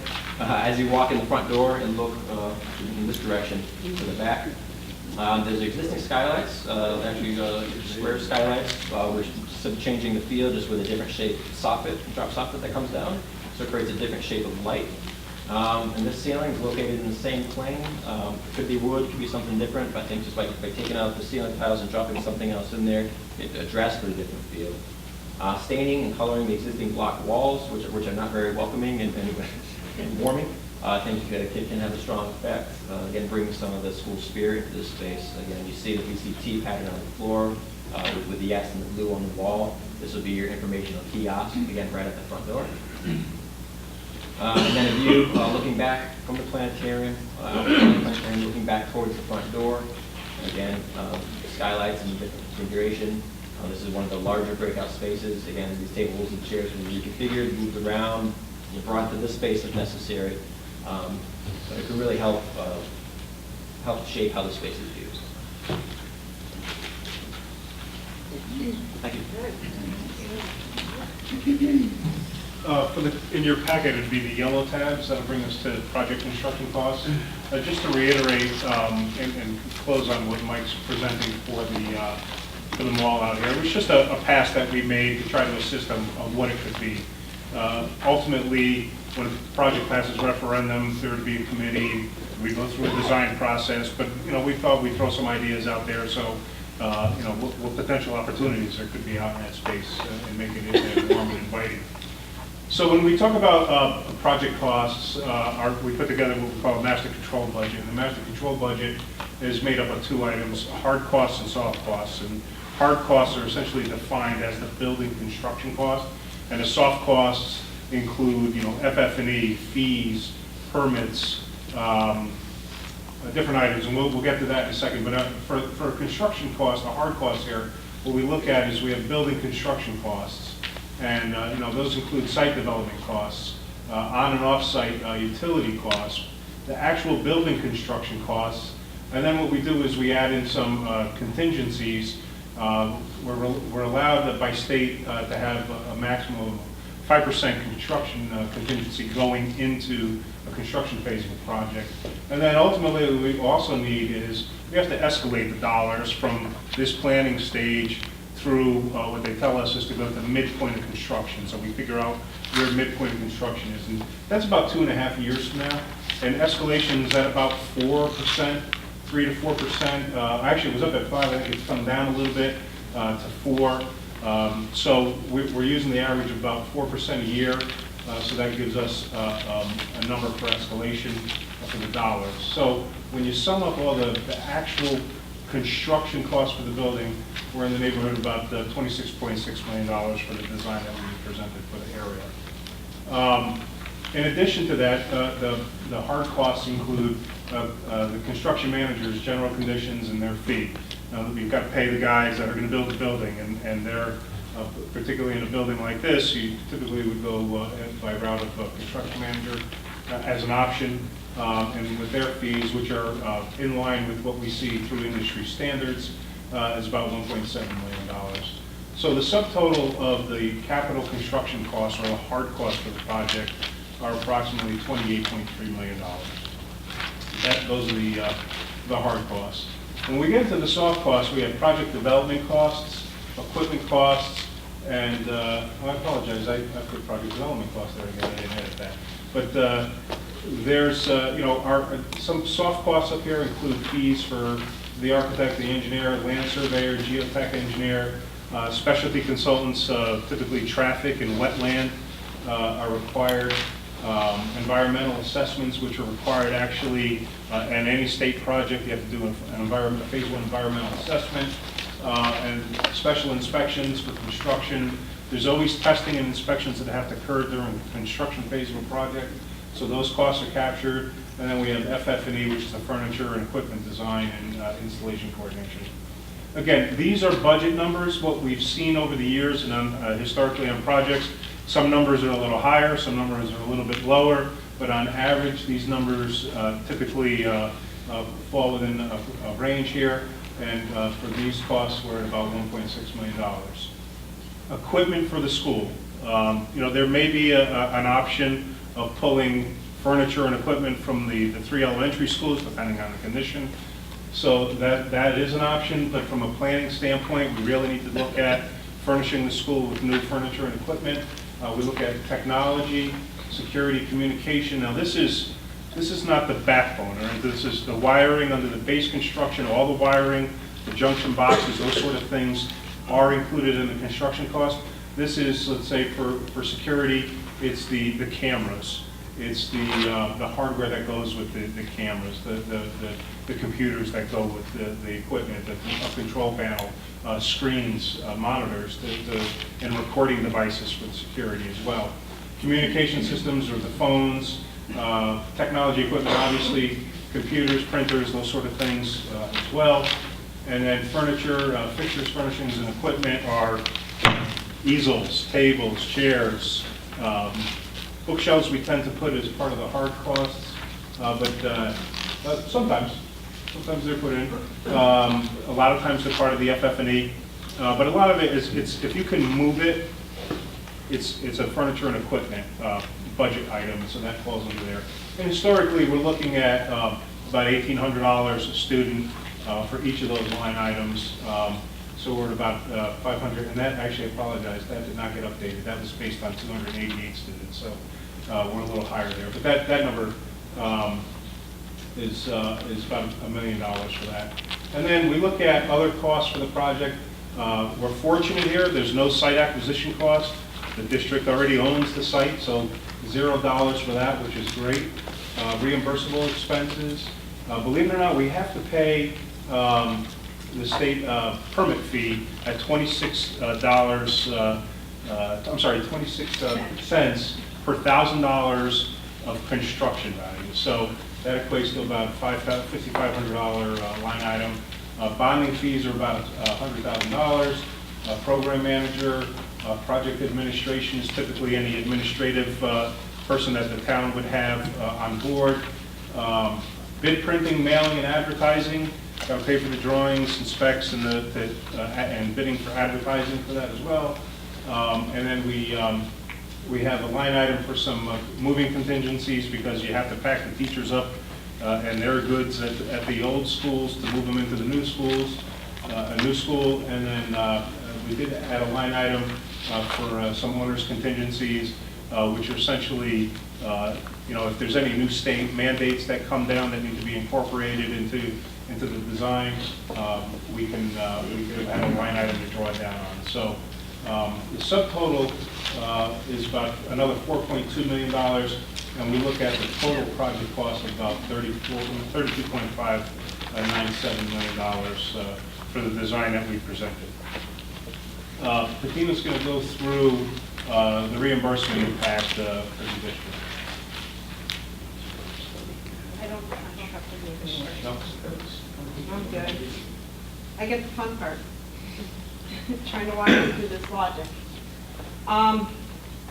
So the reimbursement is established, the reimbursement rate is established by the state of Connecticut, and it varies from year to year. Right now, for this project, you're looking at when and if we pass referendum and we apply for the grant with the state, the reimbursement rate is 32.86%. So you asked why I showed 22.86% up there, and it's plain and simple.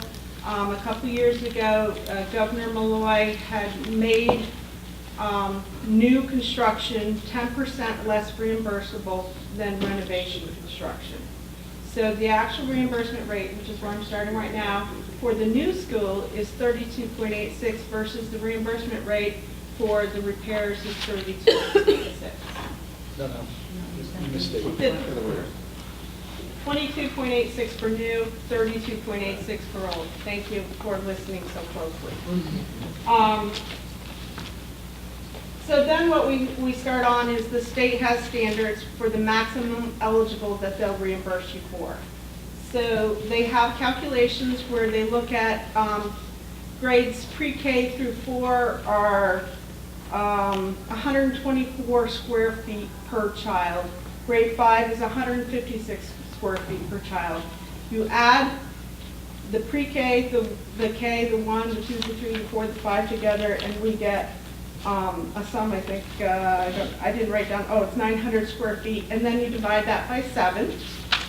So you get an average of 128.57 square feet per child, which is deemed eligible for reimbursement from the state of Connecticut at that 22.86%.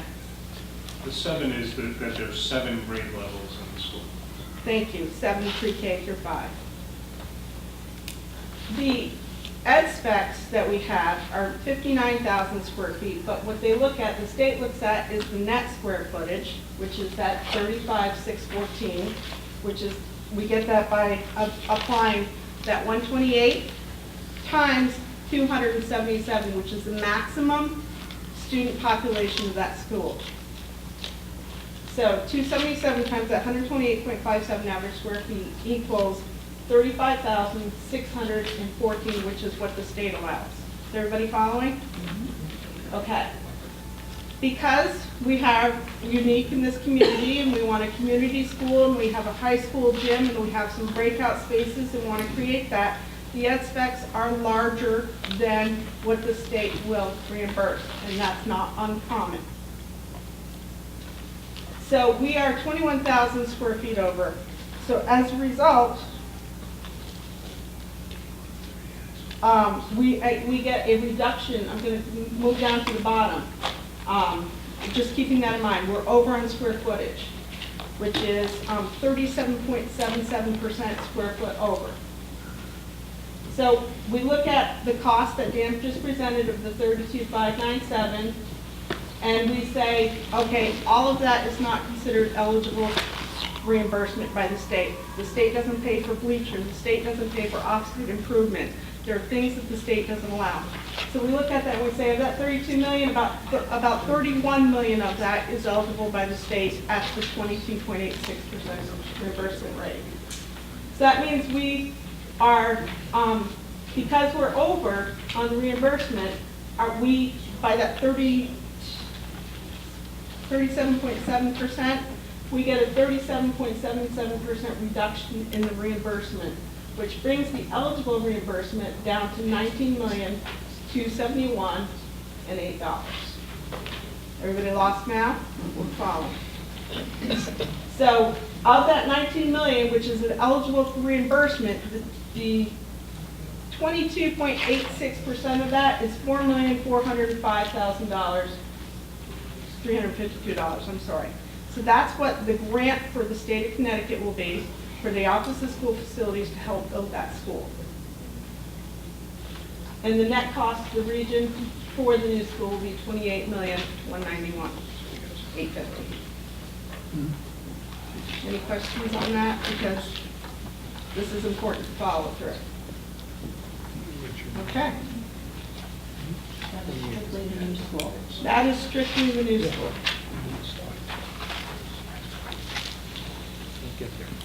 Next slide. What do you do?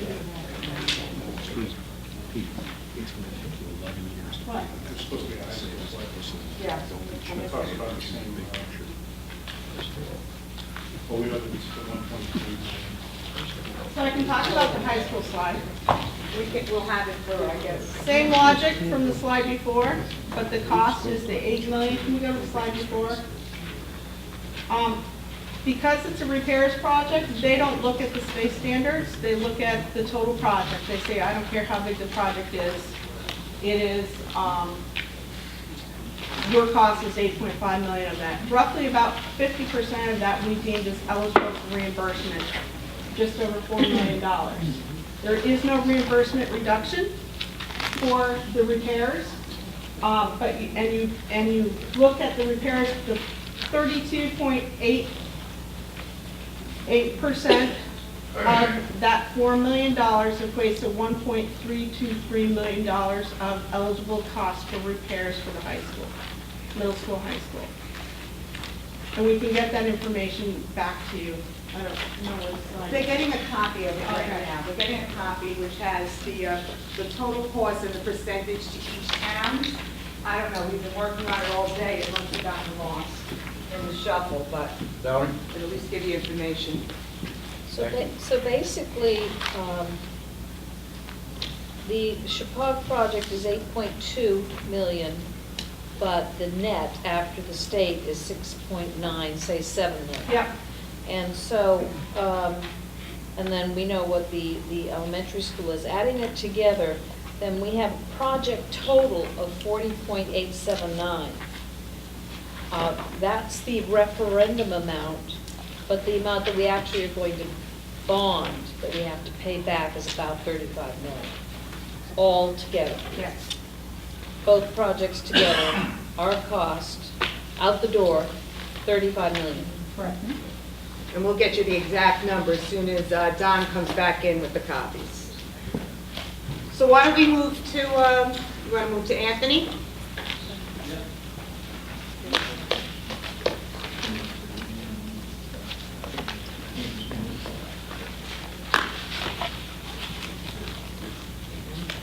Hello again. Anthony, would you introduce yourself? Anthony Amato, Washington town resident.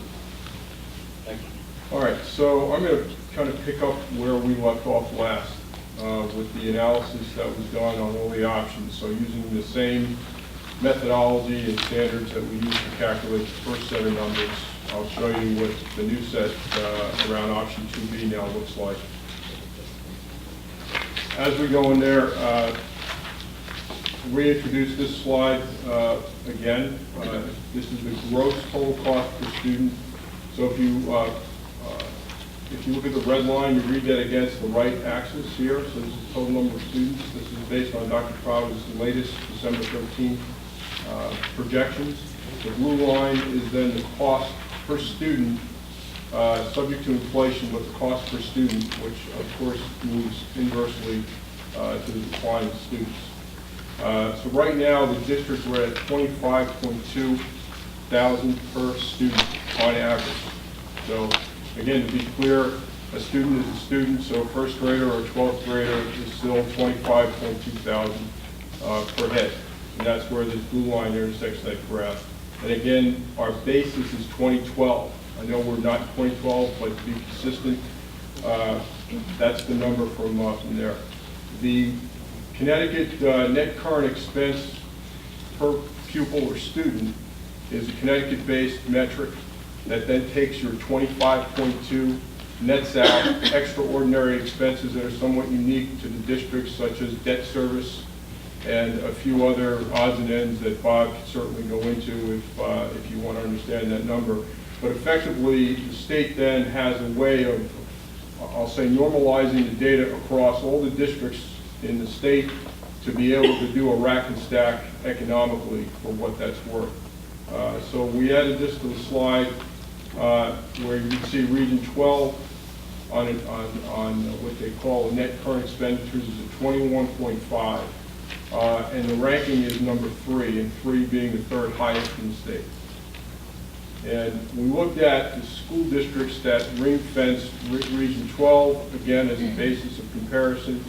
And you can see Litchfield ranks 59th at 14.6. The Connecticut average across 169 towns is 14.1. Brookfield is 143, and New Milford is 155 at 12,000 students. Again, it just gives you perspective. If those who are curious who wants to know who are 1 and 2, I believe it's Cornwall and Sharon. Which order, I'm not sure, but those are 1 and 2. So Region 12 has a challenge. If you just look at fundamentally, there's a large basis of fixed costs just to have a school district to service one child. That's what's keeping us on this end of the curve.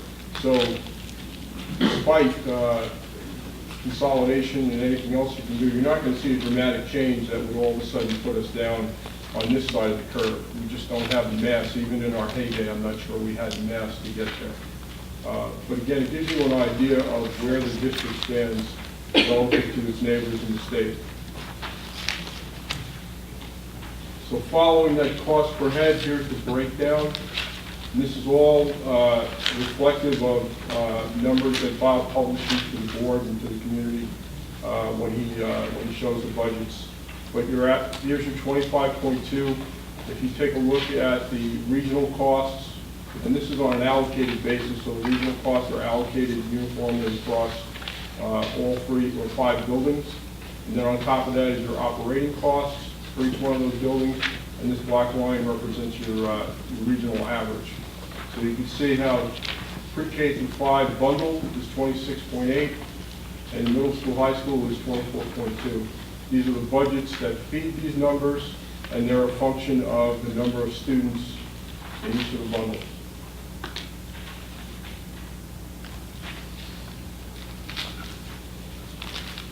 Continuing to follow that, if you look at Dr. Crowder's studies and you look at the average class size over that 10-year period, and the class size is simply taking the total number of students that they're projecting, that he's projecting in a year, dividing it by 5. We don't include the pre-K, or 6 rather. We don't include the pre-K. You divide that by 5, you get the average number of students per class. So effectively, you're at 1 class per grade per building. And you basically are, since we're in 2013, you're at that point now. Pick the design point that was used in the staffing plans that are going to feed the numbers you're going to see are based on a design set point of, I think, 21 students, or a target of 22 students 22. per classroom. In upper grades, In the upper 3 class. through 5, and then below that, below 18 and below. Yeah, so, 14 so to if you 18. if you draw a line across here, you're looking somewhere in there is where you want to try to plan for. Everything below that is, that's where you know, the math is pretty simple, that's where you get your 1 class per grade.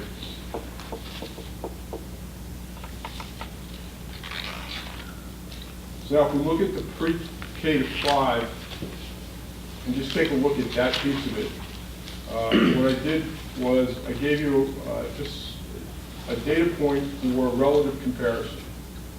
So if you look at the current structure of the pre-Ks to 5, that's the combined budget at 6.63.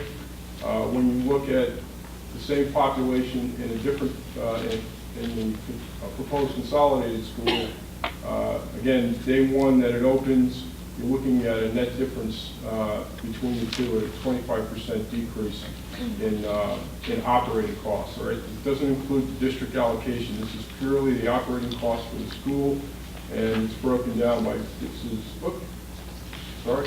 is direct costs here. So this is where your maintenance is per square foot, among other things, transportation, and the darker block here are your direct or your salaries.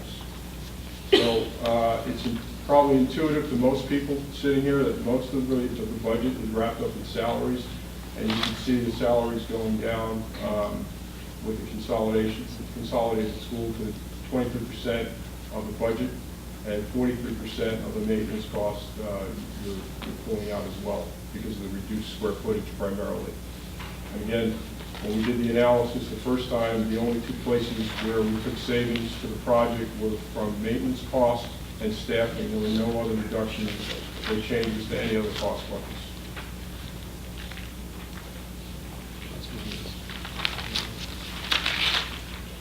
I was asked to show the staffing plan. I think this is resource 5 or 15? 15. 15? Thank you. This is a graphical representation of the staffing plan done the first time around. This is the darker, well, the colors are interesting how they show up, but the taller bars are the current and the shorter bars are the proposed. The proposed staffing kicks in the year of occupancy, of course, which is 2017. And you can see about it averages, but every year is give or take 39% reduction in heads over the 10-year period. And that's what's driving the cost. Mrs. Henry? Why is the current, why does it go up in 15 and 16? I'd have to take a look at the staffing plan, but the question is really for Pat to address. It probably was dealing with some of the classes in the elementary school. We still have currently now 1 class in 5th grade that has 2 classes, and 2 in possibly next year 3rd grade class. So that may have to do with it. I'd have to really look at it more carefully. But we really wouldn't see a big substantial savings until the building opened. But I can look to give you the exact numbers and have that information Wednesday night. So relative to your savings, I mean, it's really, the reference point is there, you know, and on down. There is a slight, it's hard to pick up scale-wise, but there is a very slight decrease in the current system. Again, when we look at the staffing plan, When we looked at the downward demographics, even with the current situation, our baseline needs to reflect that. We couldn't just assume that that dynamic, we were immune to that, right, when we went through the staffing. And there is just a slight little downward pressure on these numbers as well, but we're talking about one head, give or take, every year. If I might, though, we're talking about full-time equivalents, and that could be the lesser expensive employee, for instance, aides. We might not need so many aides. So this doesn't translate into dollars necessarily, because we're not talking about, Right. administrators, the higher level, the higher steps, teachers. This is just bodies. Right, and that's why this number, Valerie, is why we showed this number, because this is the dollars that the heads correspond to. So we get a 23% reduction in staffing, and it turns out that it's 39% reduction in FTEs for the very reason that you said. There is a staffing plan is a variety. I think there were almost 24 different job types with discrete salaries per job type. So depending upon how you're moving through the staffing plan, you're going to see either a greater impact or a minor impact depending upon the function that was adjusted. Let me just say, for members of the public who may not be aware, an FTE is a full-time equivalent, that's one full-time teacher, which can be broken up in different ways. Or employee in general. Employee, yes. Go ahead. Okay, so this is where it all culminates. I'll walk you through this. So we're looking at option 2B, which is the new pre-K to 5 and the middle school, high school project, combination improvements and repairs. Overall, it's a 4%, and just these books, I guess, went to print earlier today, so if you look at what's printed on there, you might see a number or two that's different, so I suggest you just do a pen and ink change on your copy, and what gets published on the website is already updated. So you will see, so over the 32 year life of the project, which is again following the bond life, so the last payment is made on the last bond. It's a 4% savings, or $47 million over the course of the project. Now remember, this project here, the option is represented in what, if you can see it, make it out. This is the green line. This black line is your baseline. So that's your current budget escalated. And that's the current base budget. The green line is the net of the two projects. So let's talk about the two projects. The first piece of it is the middle and high school component, which for your, it's not really an investment per se economically, because it's just an increase in your budget, because there's no corresponding savings to putting in the new windows or changing, it's all soft, of course. So it just basically lifts your budget, your current budget line just gets lifted up by effectively 1%. On the other side, if you look at the PK to 5 isolated, that's this dotted line that's running below here. The pre-K to 5, if that's the only thing you did, would show a 5% savings, or 57% over the 30-year project. So when you net the two together, you get the green line, which is right in between. Now, the way the bonding schedule is done, the bonding amount is $35,150,000 and some change. That's the net number, Valerie, that you commented. It's a 25-year bond at 3.25%. And the bond that was worked with Webster and Council was done in 2 tranches, and pre-construction, which is why this curve is the way it's shaped, is because the beginning period of the bond are interest only. As construction begins and the bond payments really kick in post-occupancy, which then sets up a nice corresponding adjustment to the savings, to the timing of the savings. And that's what really defines the curve. And that's the net of the project from an economic standpoint. Now, there's detail behind here. And I'm passing around the That's larger passing around. copies because it's very small to read, and I also have some for the public. It's two pages. Right, that's Right. 2 pages, and here comes this one. So I'll wait for you to pass this around, and then I'll just give you a little That's the big orientation, and if you have some questions.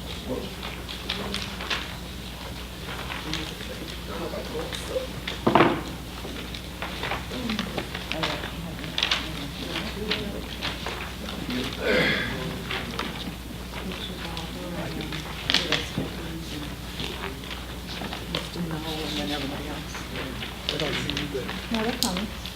Don't you have, you have, okay, now, there you go.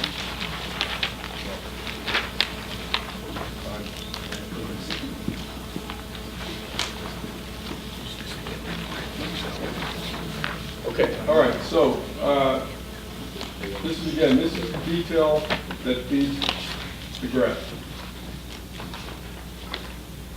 And what you have on the first line in red, here's your current budget escalated over the 32-year period, your project years, your school fiscal years. In the purple or lavender, this is your budget basically. This is where the savings meets the bond interest payments and the principal payments. So this is basically your net budget that you would put up for vote every year. The percent underneath the numbers is the savings per year. Here's your average. Here's your total cost savings. This is the payment stream on the bonds. Here's the first tranche on the bond. Here's the second.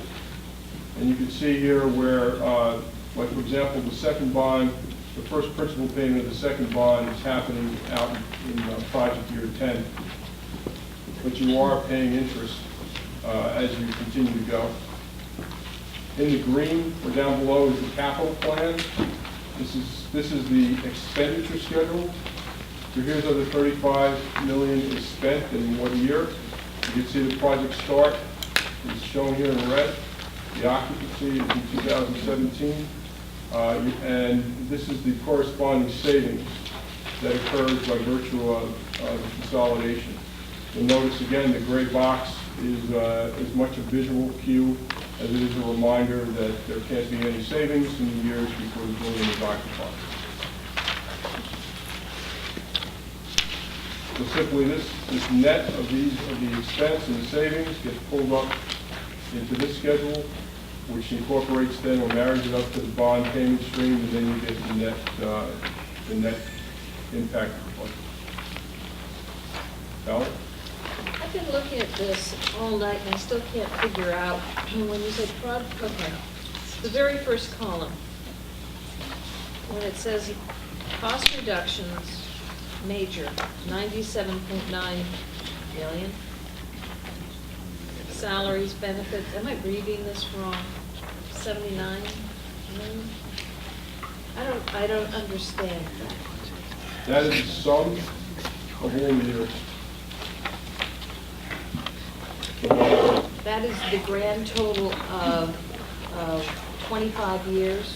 If I show you here. So you Yeah. take this is the sum of this row all the way through to year 32.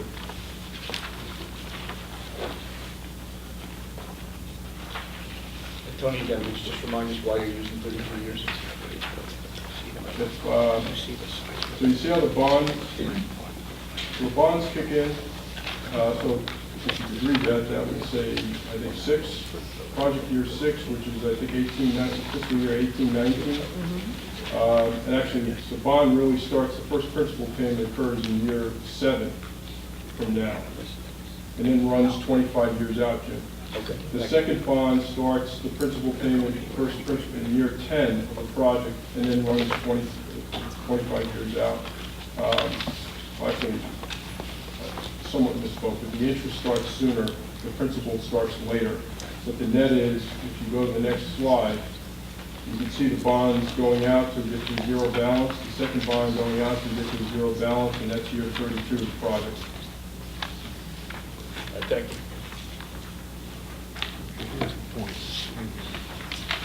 Any other questions? The break even is at year 17?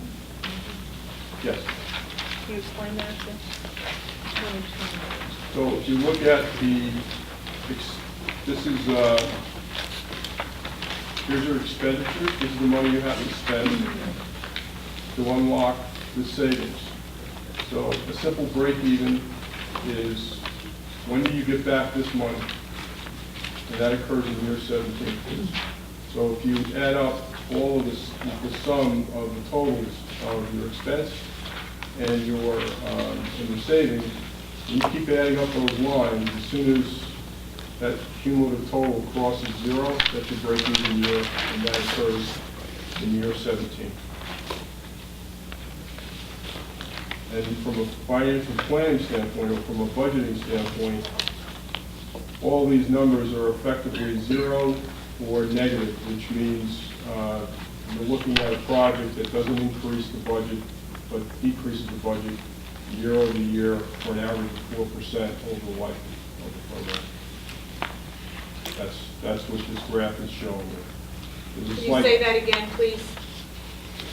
The green line here is this is your budget. This is your annual budget. So with the exception of that little pop right there above your baseline, which is to the tune of $50,000, this project is effectively not adding or increasing the budget, but then starts to then decrease the budget beginning in year 4 or 5, and then runs below the current budget rate on into 9. So it's a net decrease to the budget all years. Right? Yeah, Anthony, a couple questions.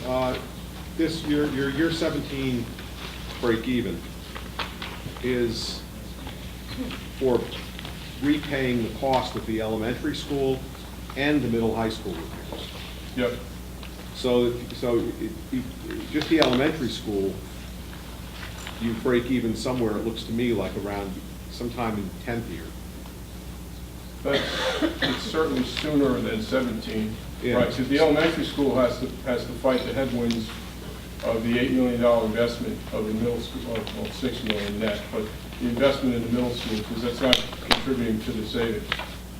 Right, I understand that, but if you had to do some of those repairs to the middle high school, if you're going to keep the school for 5 years, we had to do anyway. Right. Maybe not the mall improvements, but that's a small piece of the total picture.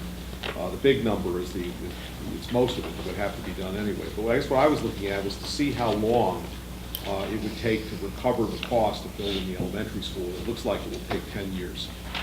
So at a 10-year point, you break even, and your cost savings continue into the future over the present system. I just want to make sure I understood that. Thank you. Yep. Oh, that's right.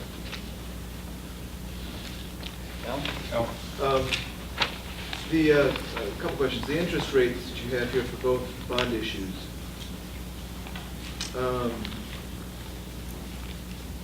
Bond issue 1 comes at a certain point, bond issue 2 comes later, right? So we can't really be sure of the second interest rate. That's a question for Bob, but I do think it's guaranteed the way the bond is structured, but that's for Bob. So you can guarantee the structure. The market, the market will drive that, but that's based on what we know today on selling of bonds of this magnitude. Okay? And between Webster looking at the market and taking it in inflated dollars or inflated percent to get out there. Whatever the market will be at that point is when we sell it. That's the best guess today. So in other words, it could vary from those amounts. You're not using the same one. What you said, when we did earlier bonding, when we did the other, it came in much less than what we had projected it to be because the market was much more favorable at that point. So the market continues to stay on its trajectory that it is today. The 3.2 is a conservative number, and we should come in a little better. And did this number even for this assessment change Is this based on the assessment was done last year, or is it been renewed? We looked at it again, Al, because what we did was, is we looked at the existing debt, what we were trying to do was balance it to get that curve to come back to what we needed to do. So we put some bands in between, which are short-term borrowings. Much the same as you would build a house and then put it in permanency. They're a little bit different than what we did much earlier because the economics have changed, the bond market. So in other words, this amount, this 1%, 3.25% are based on a current assessment, not on last year's assessment. The 1% is a good number if we went to do it tomorrow morning. We should be able to get the 1% on the band. Okay, but that's only a temporary note.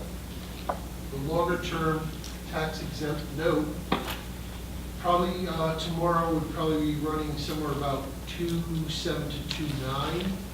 So we used a conservative 3.25. And that would be your magnitude, but it's not a guarantee you would sell it for that rate. The market would dictate it. And are those costs all included in the referendum amount, or those are in addition? These are all included in Anthony's model, and you have a schedule of how it was all laid out. But I mean, when you go to referendum with your The 40... referendum is for the gross borrowing. Gross borrowing, so it does include the interest payments. Correct. On that referendum number. The actual borrowing is a net number after state gives you their portion of it. Okay? That's what you would truly borrow in the market that you would be responsible for. That number comes about after you do your plan review and you get a commitment letter from the state of Connecticut. In this case, if we filed by June, we would get a commitment letter by June of 15, and they would tell us, this is what you're expecting to get back for reimbursement. Right, I'm not even talking about reimbursement, I'm just talking about if you have the gross number, you can bring it down to reimbursement, whichever, either the 32 or the 40. We have to go to market, or we have to go to referendum at the gross borrowing. Right, but what I'm saying is the interest costs over 33 years are figured in the referendum number, or not? No. They're added to that then? They're added to your operating costs each year, right? Okay, so your interest payments come out of add to the budget then, and that's what these graphs and your calculations show. Which are all incorporated in the graphs. Okay.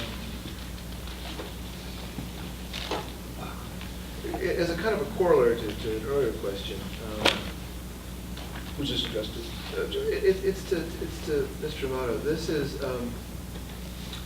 these suppositions are based on this referendum, but this referendum also only considered a 5-year maintenance program for the middle school, high school.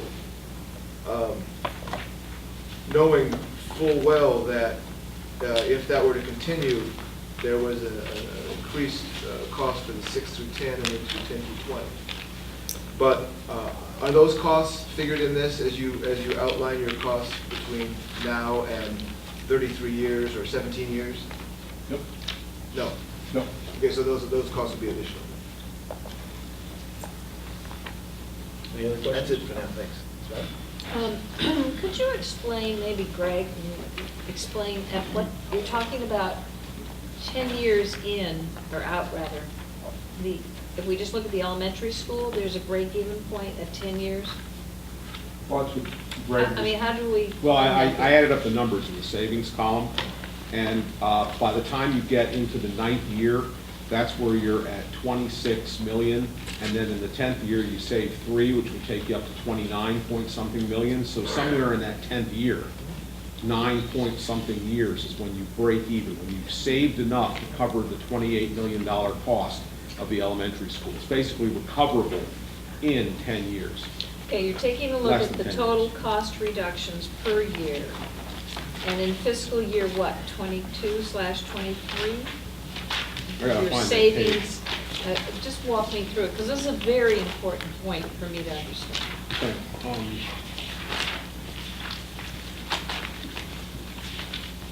It's a headline, and so we've got to substantiate this headline.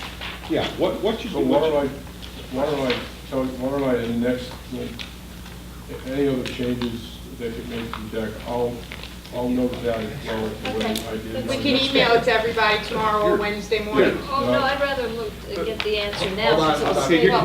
here it is. If you look at the line that says Talking cost about reduction. this, right? Cost reduction major, Yes, sir. if you look at the lines that go across the chart, it's the fourth one from up from the bottom. Got it, Cost reductions major, got it. okay? And that includes your salaries, facilities, primary That's your school total, repairs. yeah. Okay? If you start adding that 2,324 to 2,336 to 2,421, if you keep adding them across, by the time you get to fiscal year 26-27, which is the, 26-27, which is the ninth year in for the savings, That's this is 2.937? the ninth year that the building's open. That's when you cross 26 million and change. And when you go into the next year, at the end of the 10th year, you will have saved 29 million and change.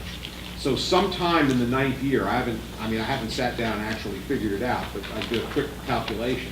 Sometime in the ninth year is when you have broken even and paid for the elementary school. So it is no longer, technically speaking, it runs through longer because of the way the bonds are structured, but you will have saved enough money to pay for the school in less than 10 years of operations. And then presumably, as you go forward, you save 3 million in that 10th year, then you maybe save 3,200,000 or 3,300,000 the next year, and your savings keep mounting because you're no longer employing all those people. So the net effect is you're going to continue to save that money, and you will have already paid for the school. So now, in essence, the cost saving on the elementary is paying for the middle high school repairs, and if more repairs come online in the future, your cost savings continue out there. And that's how it's funded, because once you take your baseline for personnel from the low 60s to the mid-30s numbers of people, you're going from the low 60s on average, because it changes from year to year, to the mid-30s. That's a baseline that lowers your costs so much that you continue to save on into the future ad infinitum until your population changes and you need more schools or more people or something, if something like that happens in the future.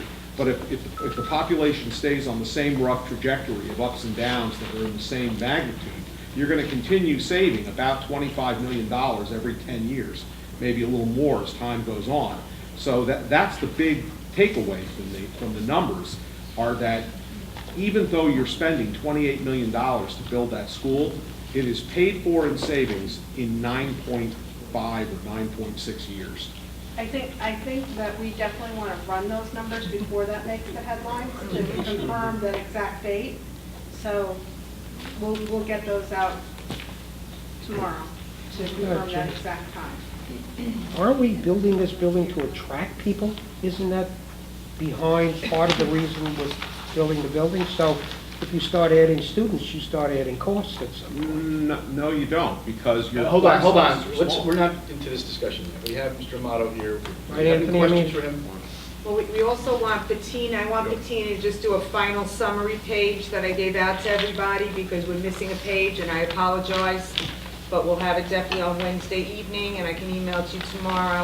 But this kind of just tells you the total cost and state reimbursement. But Before that, does anybody have any further questions for Mr. Amato? Yeah, you did an analysis about the cost per student based on Dr. Crowder's updated analysis, December 15. Did you project out the cost per student over the years with updated information? Dr. Crowder? Mm-hmm. Yes. Is that somewhere in there? By school? With the new school? I did not, Okay. but I can if you'd like. Well, I'm not familiar, Well, if you- 10 years out plus what the numbers are projected. If it's 25.2 and it's a 4% savings, you could roughly you just take 96% of the 25 and you'll get your adjusted number. Okay. In today's dollars. Inflation tends to kind of skew things, but if you wanted to roughly find out what that is, that's how you can do it. So in other words, you're saying is this graph changed by 4% with the new building. Yeah, well, the analysis says that your budget drops by 4% on average, so you just take that curve and it just sits down 4%. 4%. Yeah. Pretty straightforward. You know, barring, who knows what happens over that long period, because there are, like Alan said, there are a lot of other open questions that need to be answered that could go left or could go right and have a very different effect on that curve, one way or the other. So it's speculative at this point. Do we, and it's maybe, once again, another question for both you and Bob. When we're establishing the cost per student based on operating costs of the students in the buildings, and obviously primarily focused on the 3 elementary schools, and at least in terms of the project cost for the pre-K-5. Was it just an aggregate cost that was then divided by square foot or by student population? Or was it actually looking at, say, the utility bills for one building versus another building? But we recorded all of the known expenses that would be applied to each building.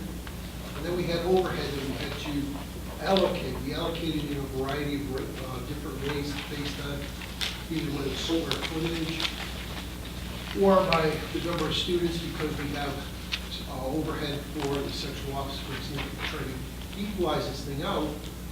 That would be pushed back because all of the insurances are recorded in one pool, for example.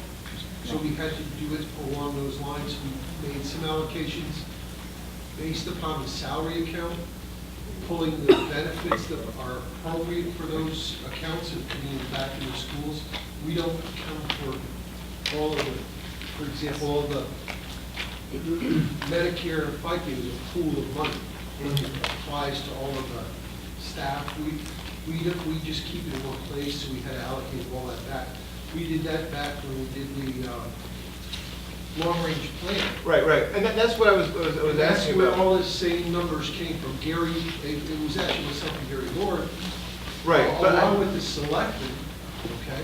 And the selectmen actually reviewed it as well and felt comfortable with what we had done.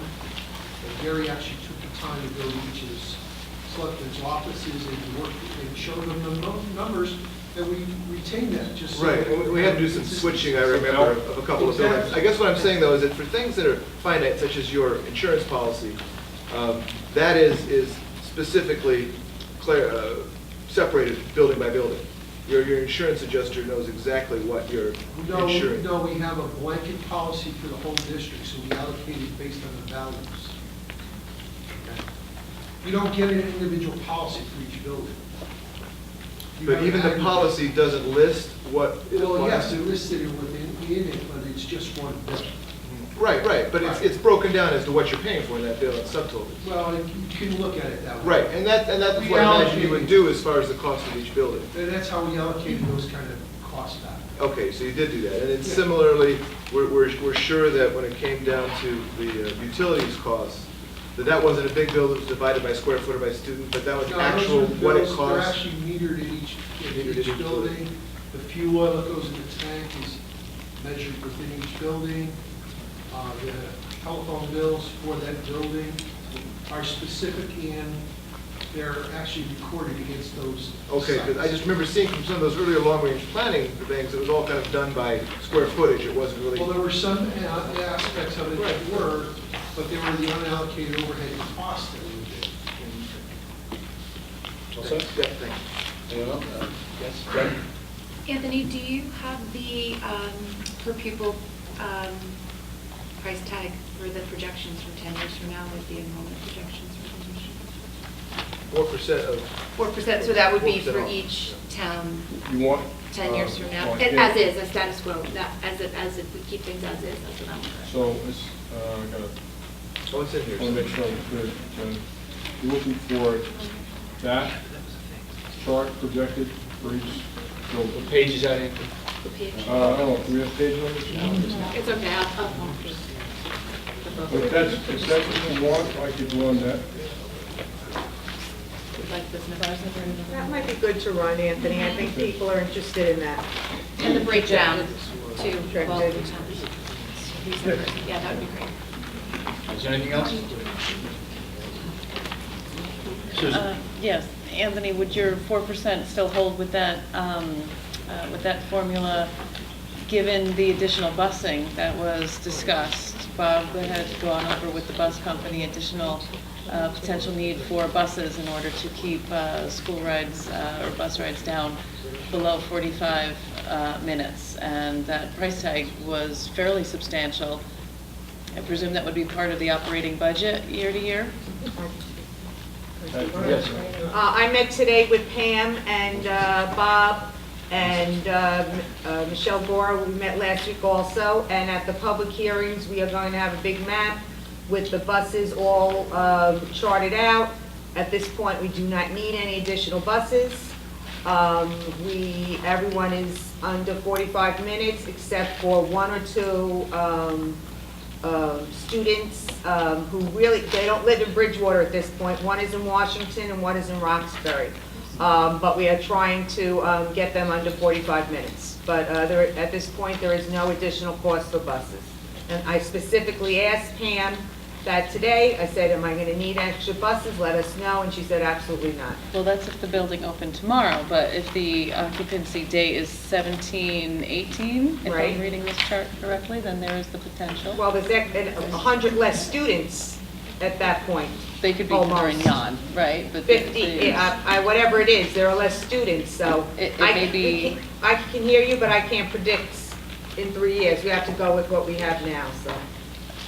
So I'm hearing a zero line item for potential additional buses? No, oh, yes, for additional buses, yes, but not a zero line item, because the buses go up, the fuel goes up, all of that was an increase in the Susan, one cost. thing to keep in mind, Hold on. Anthony, go ahead. a line item that's in the budget for transportation. It would be even part though- of the operating, yep. Yeah, it's there, but unlike the staffing, that came down as a function of the headcounts under the current business as usual. So we did that. The transportation was left flat. So as students go down, that we would think that number at some point would start to follow suit and start to potentially consolidate and eliminate some buses. But instead, that line item was just kept flat. So It wasn't in theory, required. there's room in there to support incremental buses at some point in the future. How much that's what Pat did with the bus company, so, but that's what's represented in the law.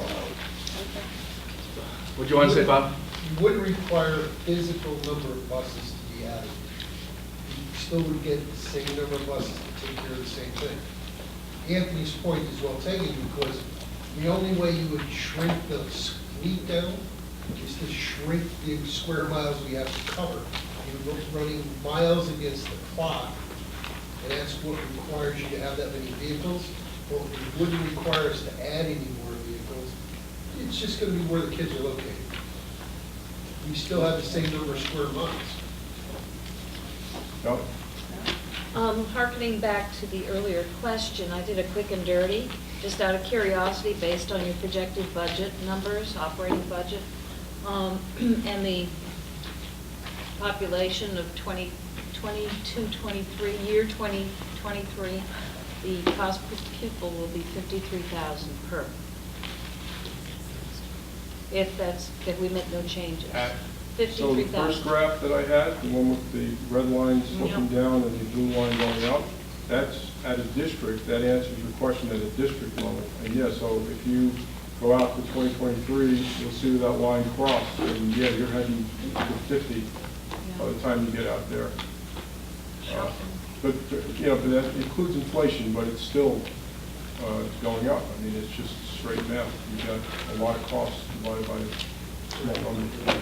Alex? But then again, the difference is 4%, so without any changes, 50,000 students. Yeah, it is. Well, I have some questions for the architects, but I guess that's. Okay. So why don't we finish correctly? Yeah, I just wanted to add, maybe, Bob, can you give me a reality check on this? I want to go back to the bus question for just one second. We have buses in the district now, for example, the bus that goes down Southbury Road in Roxbury. No matter how many kids you pick up, that bus runs all the way down Southbury Road, goes into Southbury, turns around and comes back.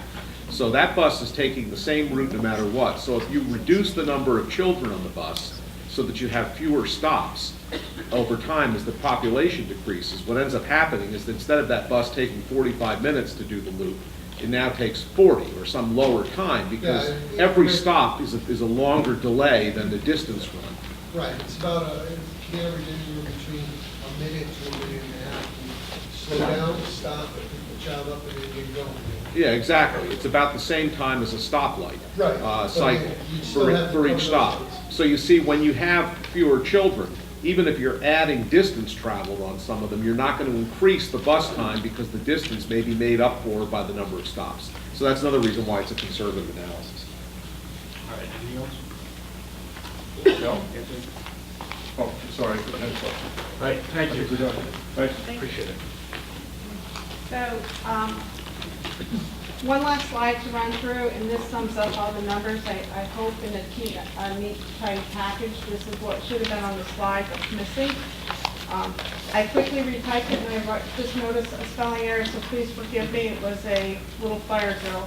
But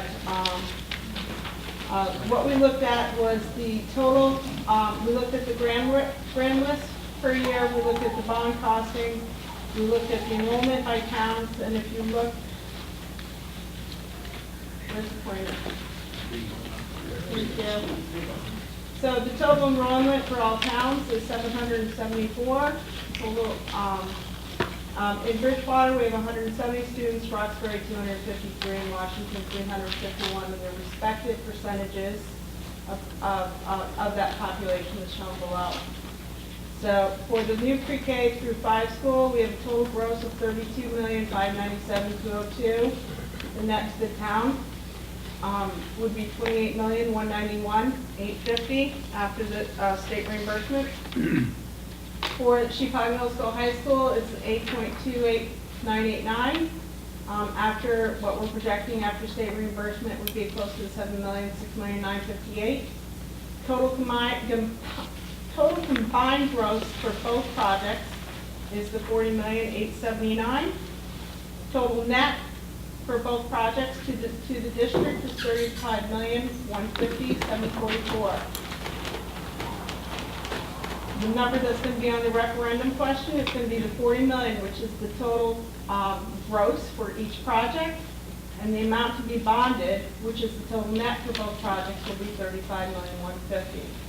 We then break it down, split by town, based on the percentages of that cost, and we show $7,720,448 for Bridgewater. For Roxbury, total, the split by the town would be $11,489,843.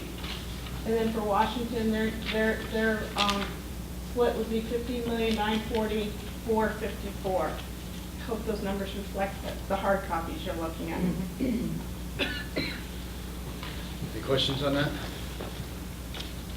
Yeah, I have a question.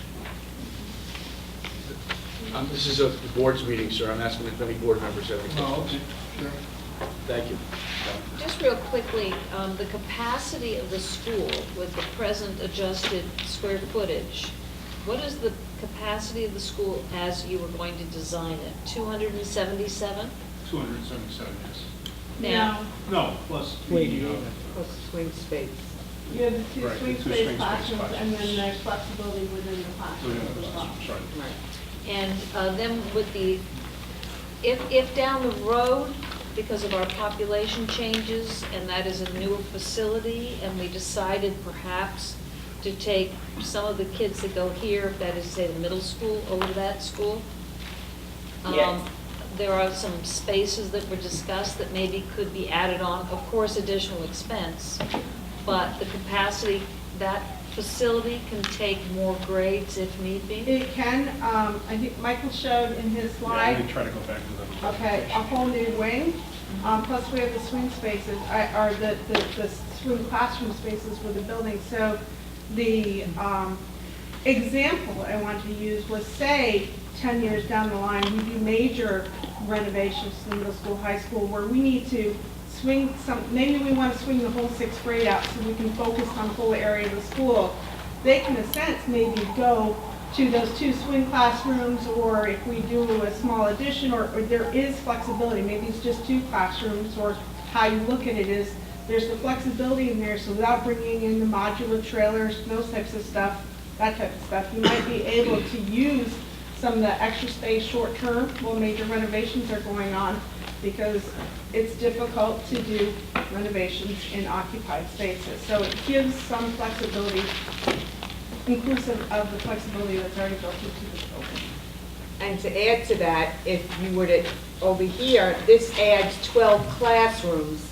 And if you do an average of 24, 25 students per classroom, that's 12 times 25, which is 300. It's 4.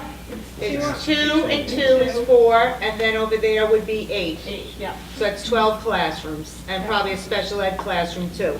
So whatever 12 times 25 is, 300 students extra.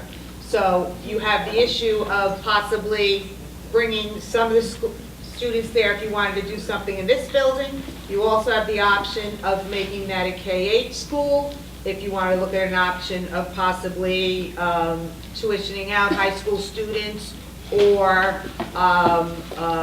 you know, thinking as we talked about just high school redesign, that could be a K-12 school, and high school kids could do part-time at community colleges and virtual high school, and there's a lot of different options, and that's why this option was the most flexible option that offered opportunities for the future to have more choices down the road. So that's why they like this option. Thank you. Just as far as the option currently, you talk about the swing space classrooms, which I'm thinking are the orange ones in the front curve. Yes. Of the image I see behind you, but I guess I'm there. Are those the ones that were removed for the new proposed square footage to the space program? Those were zeroed out right now under the, yeah, they were. Okay, so in other words, are you, I'm looking right behind, right, that's what I'm looking at. Right here, right. It won't take time to find it, but I'm sure it's close there. So, in other words, this plan here is no longer current. This floor plan will have to be changed. It's got to be adapted, right? And that facade is going to have to be squeezed or something in order to tighten down a little bit, right? Account for the removal of those 2 swing classrooms, which we just mentioned were going to be used for, well, we're not going to use it for whatever these plans were for expansion, I guess. Just, I just want to be clear that those are the 2 that we're talking about. Yeah. That no longer exist based on the new space building this afternoon. Peter. Yeah, I'm having some real trouble. What I've been attending almost every meeting, and what I expected people to tell us at these public meetings is, what did they think of your design? And I haven't heard anything from anybody. And I mentioned at the first meeting to Angela that I thought there were too many roofs. As a matter of fact, there were 15 roofs, one major flat roof. And I said at the last meeting to Angela that I felt that this building did not represent the nature of the people who live in these 3 towns. My vision of the people who live in these 3 towns is not a contemporary vision, but a more traditional vision. Now, I haven't heard from any board members of how they feel about any of these designs. I would hate to get to the last meeting and tell you don't have my support. Check because your Google Mail. Hmm? Check your Google Mail. I've been all over it and So, helped Tony. without trying to throw a monkey wrench into everything, I haven't heard from any board member, any member of the public, about what they think of this design. Secondly, as I just repeated, I mentioned to Angela about the Easton Primary School, which is a very traditional building concept, although I didn't care for the inside of the building. And I would like to know from board members, are we looking for a contemporary building, or are we looking for a more traditional look? Because you have to sell, you're not just selling price, you're selling a structure that people have to gravitate towards. And I haven't heard anybody in any of these meetings give us any direction, which is what I was looking for. Nor at any board meeting have I received any direction from what people think. Now, are we too early in the process? Or are we going to get to the last meeting and people will say, well, I like it, I don't like it? I mean, That's where we are the right way- now, Peter. What? That's where we are tonight. Us. Do you have any questions for these people? Yes, Before so we what start? I want, when I spoke to Angela at the last meeting, I mentioned to her exactly what you heard me say, and she said, we're working on it. So it seems since we've been on the project that this concept, the design, I call it a contemporary design, is something that you seem to be focused on. So I would ask you, why? We're looking, maybe you haven't got direction from the public or the board. So, and at the last meeting, I said to Angela, what do you think of the design in Easton? Because I felt that was a very traditional look for the people. My vision of the people living in these towns is not a contemporary vision, but a traditional vision. And I don't see that in anything we've been working on, and I haven't heard from the public nor the board on what they're looking for visually. So I wanted to bring that up tonight. Well, one of the things, when you look at the floor plan of this design, other than the S-curve of the front of the school, that Easton design, when you look at it from an aerial, is the exact same thing. There's a long linear component at the front that have wings come off of the back. There are more roofs on that building than there are on the proposed design we have here. I know that there was some feedback, one of the projects we presented, the Frenchtown Elementary School in Trumbull, which is that red roof, sloped roof project that we presented at the interview, that there was some feeling that they liked that. That actually has extremely complex roofs, sloped roofs. So what we tried to do here, I think what we heard was try to simplify, move forward, try to have a contemporary styled building, but incorporate the model, the ideas of barns and farmhouse type elements, and then the images that were sent to us, we tried to incorporate, elements of the dormers that come up out of at the top of the big images. We've incorporated the chimney style, chimney ornaments at the elements at the end of each of those classroom wings. Trying to go to the larger windows, which kind of evoke a New England style.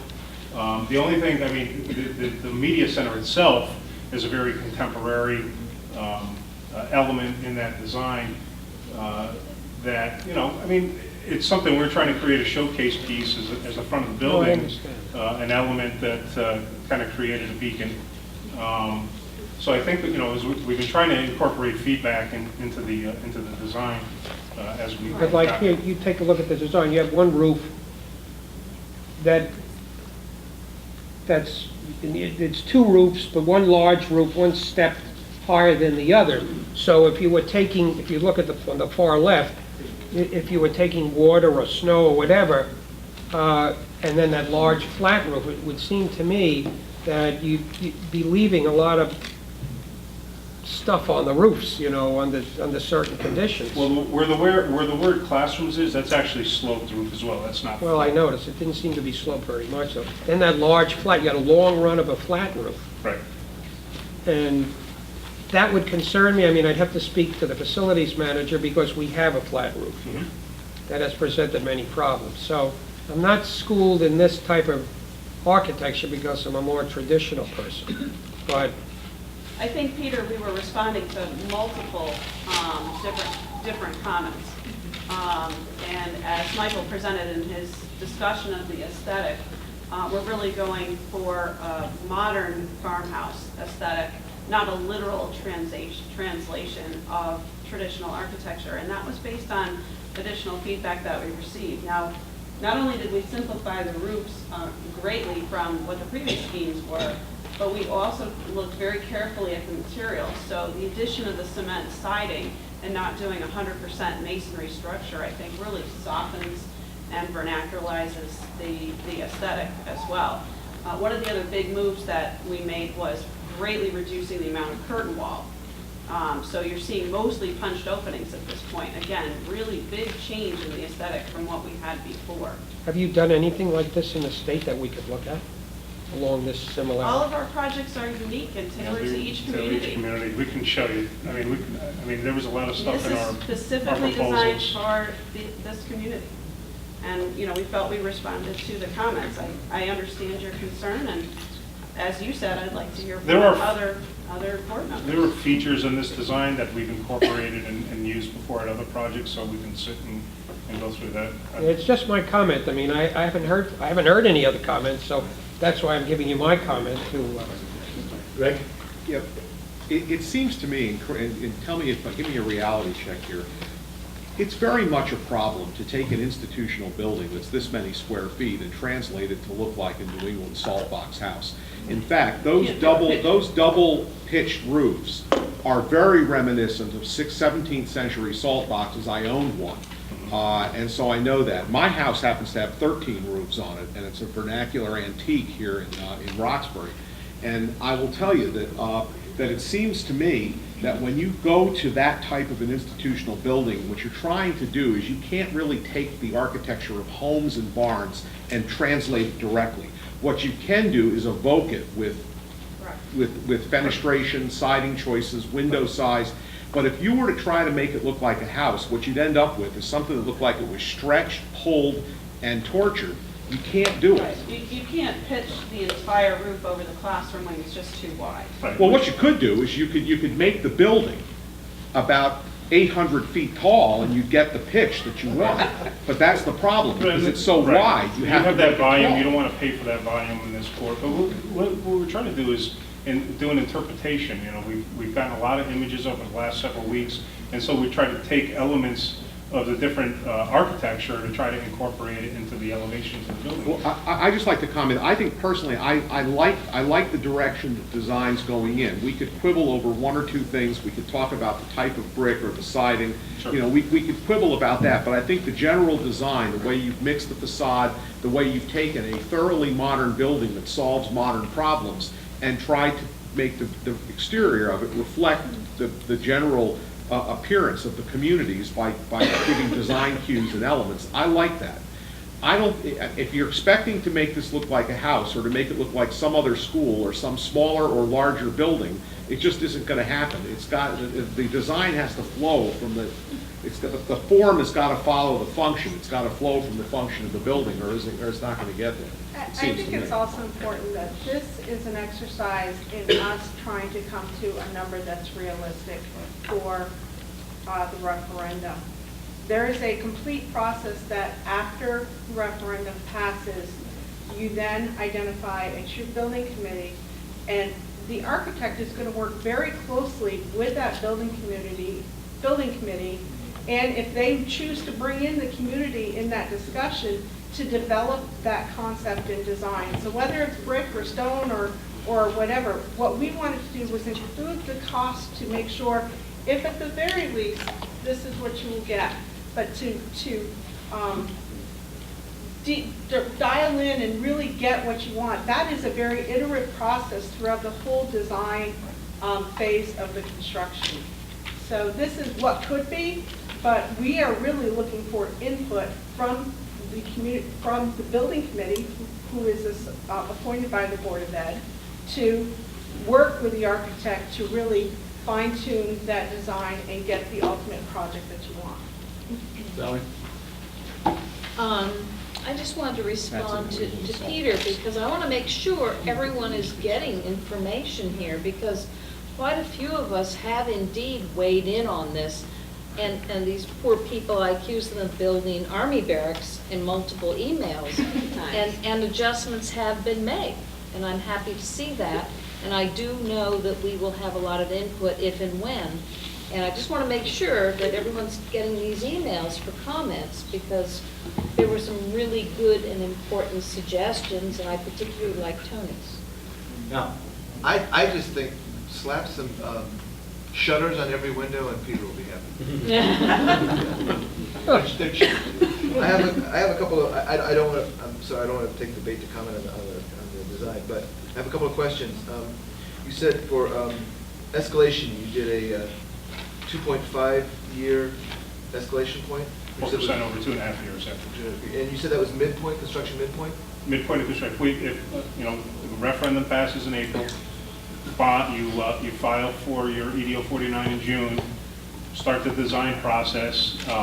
I can include a schedule. I actually have a schedule mapped out. But what we did, I looked at midpoint of construction, which is 2.5 years from now. From now. From now. So If the current schedule holds. when would, 2.5 years from now, so that means 5 years from now, or 4.5 years from now would be when the construction's complete? No, we're looking for the school year, starting the school year of August, September 2017. I think it's school year 2017. 18, yes. Well, that's what's confusing me, because that's 17 is, from this September, 17 is 1, 2, 3 years from this September. No, I'm sorry, yeah, that's right. You're right. Oh, that's right. So it's roughly a year of design. Year of permits, design approvals, and state approvals. It takes about a year, it's a good 10 months, 12 months. So in other words, you would start your construction I guess I'm Late spring, early summer of 2015. 15 is when you start. We're going to start construction after June 30th. After June 30th. Of 2015. 2015. So, and you're going to construct during that summer, and then during the year, and then the next summer. But if you start in 15 and your occupancy is 17, that's 2 years. So I just don't understand the 2.5 year midpoint. It seems like 2.5 year midpoint means there's a 5 years or something. It's No. the midpoint of the construction, Midpoint not of of the construction. project, but of the construction. So construction starts in June 30th, July 1 of 2015. It's roughly 18 to 24 months to construct the building. So you're looking at Midpoint of the construction. a year out from July 1st of 2015. So in other words, when you say 2.5 years, you don't mean 2.5 years is the midpoint of a 5 year construction? No, You mean not the 2.5 whole, years from now. From now. It's to the midpoint of construction. It's from now. The midpoint of construction is 2.5 years from now, but construction starts late, gotcha. Yes. All right. The photovoltaic that you mentioned, is that currently in the budget? I don't think, I think we have it listed as an alternate in the budget. As an alternate, so that'd be, when you talked about, you have great contingencies in several places here, but you mentioned potentially having to build a retaining wall. Is that in the contingencies? No, that is in the That's project. in construction. That's in the construction cost. That's in the construction That's cost the- already? That's in the the line item that was the site 3.25 development million. costs. So that 3.25 million covers potentially the retaining wall. And I guess that would mean that covers septic and soil testing Yes. and road building, Yes. all of those things are in Yes. that 3.25? Okay. That's it. The soil testing actually comes from the Right. soft cost, but Right. The testing comes from the bottom. Anyway, all those things But it's that all- I it's all mentioned captured, are all right. in there, yeah. yeah. And since the subject was brought up, I'd like to point out that we're supposed to have no discussions via email on any business matters. This board is barred from doing that expressly by FOI regulations.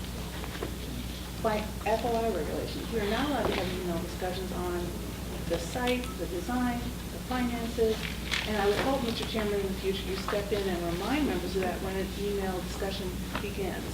I think it's very important to discuss all these elements in public forum as we are required to do. Can I ask a quick question though? If we, this is very important, I appreciate this. If we reply all, if we just alert people about our response, we were asked to respond to the architects, and so I am guilty of just reply all, so everyone knows that I've responded. Is that considered a problem? We're not having a conversation among us, it's just letting other board members know we are all responding to the query. I think more than that has gone on. Not from what I've seen, it's just separate. Could I Hold on, please. I mean, Mr. Chair, would you weigh in on that, please? No, I'm not the board's counsel. From what I saw from what you did, you replied to an email. You did not, there was not a discussion among the board about anything, so. So it would be I'm your sensitive opinion to that's what Kelly's okay. saying. If I felt that there was an inappropriate discussion going on with the board that I observed through email, I would call for it to stop pursuant to FOI, but I'm not going to opine on a specific You incident. never like to opine, do you? Well, I don't like to give legal opinions because I'm not the board's attorney. So from what I saw, from what you did, I didn't feel that it violated FOI. It was a response to a query that you replied all. I know that Kelly has told us in the past that she's attended workshops in which you're not supposed to reply all, period. Anyone else? Michelle? I wanted to respond to what Peter said, which was that I also did give feedback, but I did not reply all, so that's why you didn't hear or didn't see. And I feel, I like the direction the design has gone, and I feel that they responded to the feedback that they got, and I feel like it might be useful moving forward, because I still feel like, the look needs tweaking, but I understand that that is part of the design process that can happen with the building committee. So I guess what might be useful in this pre-building committee time would be either a range of material options so that we don't go out of cost, or some variation pictures that are just for thought, that people can say, well, it could go in this direction, it can go in this direction, and it won't blow the budget. Because obviously we could build something completely different, but it might not be anywhere in our budget. So, because I agree a little bit with Peter, it doesn't look exactly like I would want it to, but. Right. So as Michael mentioned when he was talking about this, he sort of glossed over it very briefly, is that, and each of you in your package has a detailed estimate in previous to the Appendix E, which is this presentation. And in that, you'll see that the construction costs were based on masonry construction of exterior walls, okay? Okay. So it was both a factor of really very recent, more heated discussion on the local vernacular architecture that we decided to add an option for the concrete siding or cementitious siding. But as Michael mentioned in his presentation, we feel comfortable that an estimate based on solid masonry, 100% exterior walls, will carry you forward to be able to open up options such as this. Okay. Okay? And then, along that same line of look, I don't know what else people would add. I don't think they would change the roof material. You can't really mess with the roof. Good question, because likewise, you'll see in the estimate that we have a combination of metal roofing and lower slope roofing material. Now, by state standards, we have to provide at least a 20-year warranty, but, and I believe somebody had asked in one of the public sessions, what do we design to? So good design, as our firm and many other firms do for public education purposes, we look for a 50-year design life with the exterior materials. That includes the glazing, the roofing, and then, of course, the wall systems, whether they're masonry or a combination of materials. So any of those are, again, found in your budget. And yes, there are other options that we can explore for the roofing, but for now, we feel a good placeholder, and in response to a lot of feedback we saw was really a 50-50 split between metal siding and then a substantial low slope roofing product. Thank you. Also, I know that you see this green here, we show that there is an opportunity there to put some green roof materials in as a response to sustainable design and LEED, if the project chooses to go LEED certification. So we've incorporated some of that. It may not be to that extent. We've had some just small patches that are used as well in some projects. So we're just trying to capture some costs for that as well.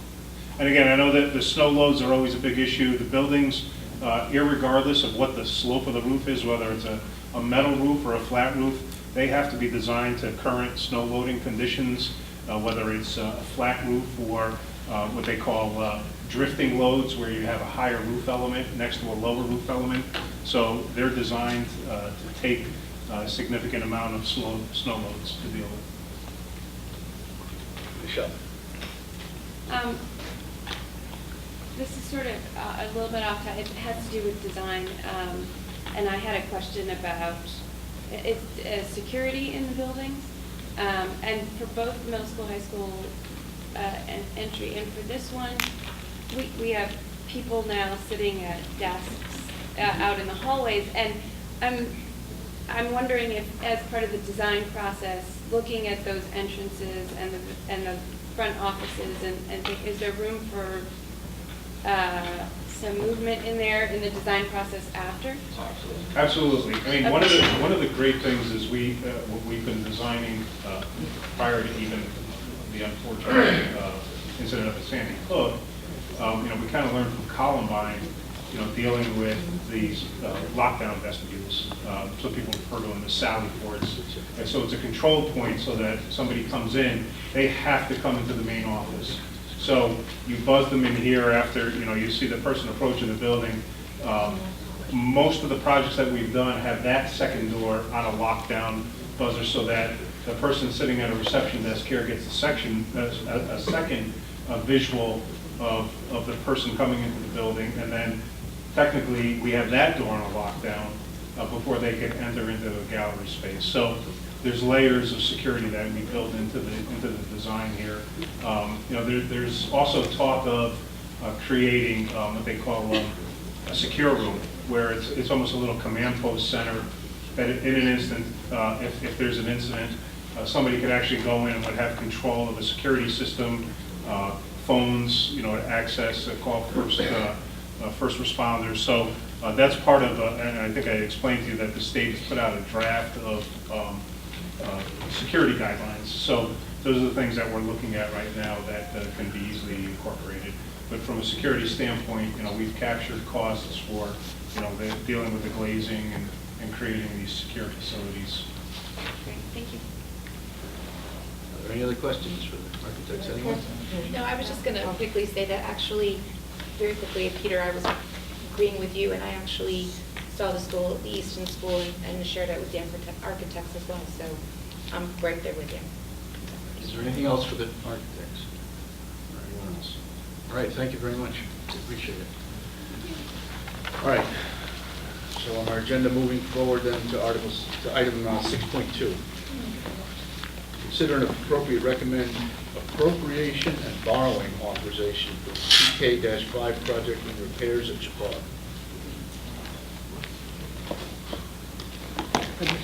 A question? Yes. I presume that these three items here, somehow council has been involved in? Is that the general idea? Is that what you? May I? Yes. Yeah.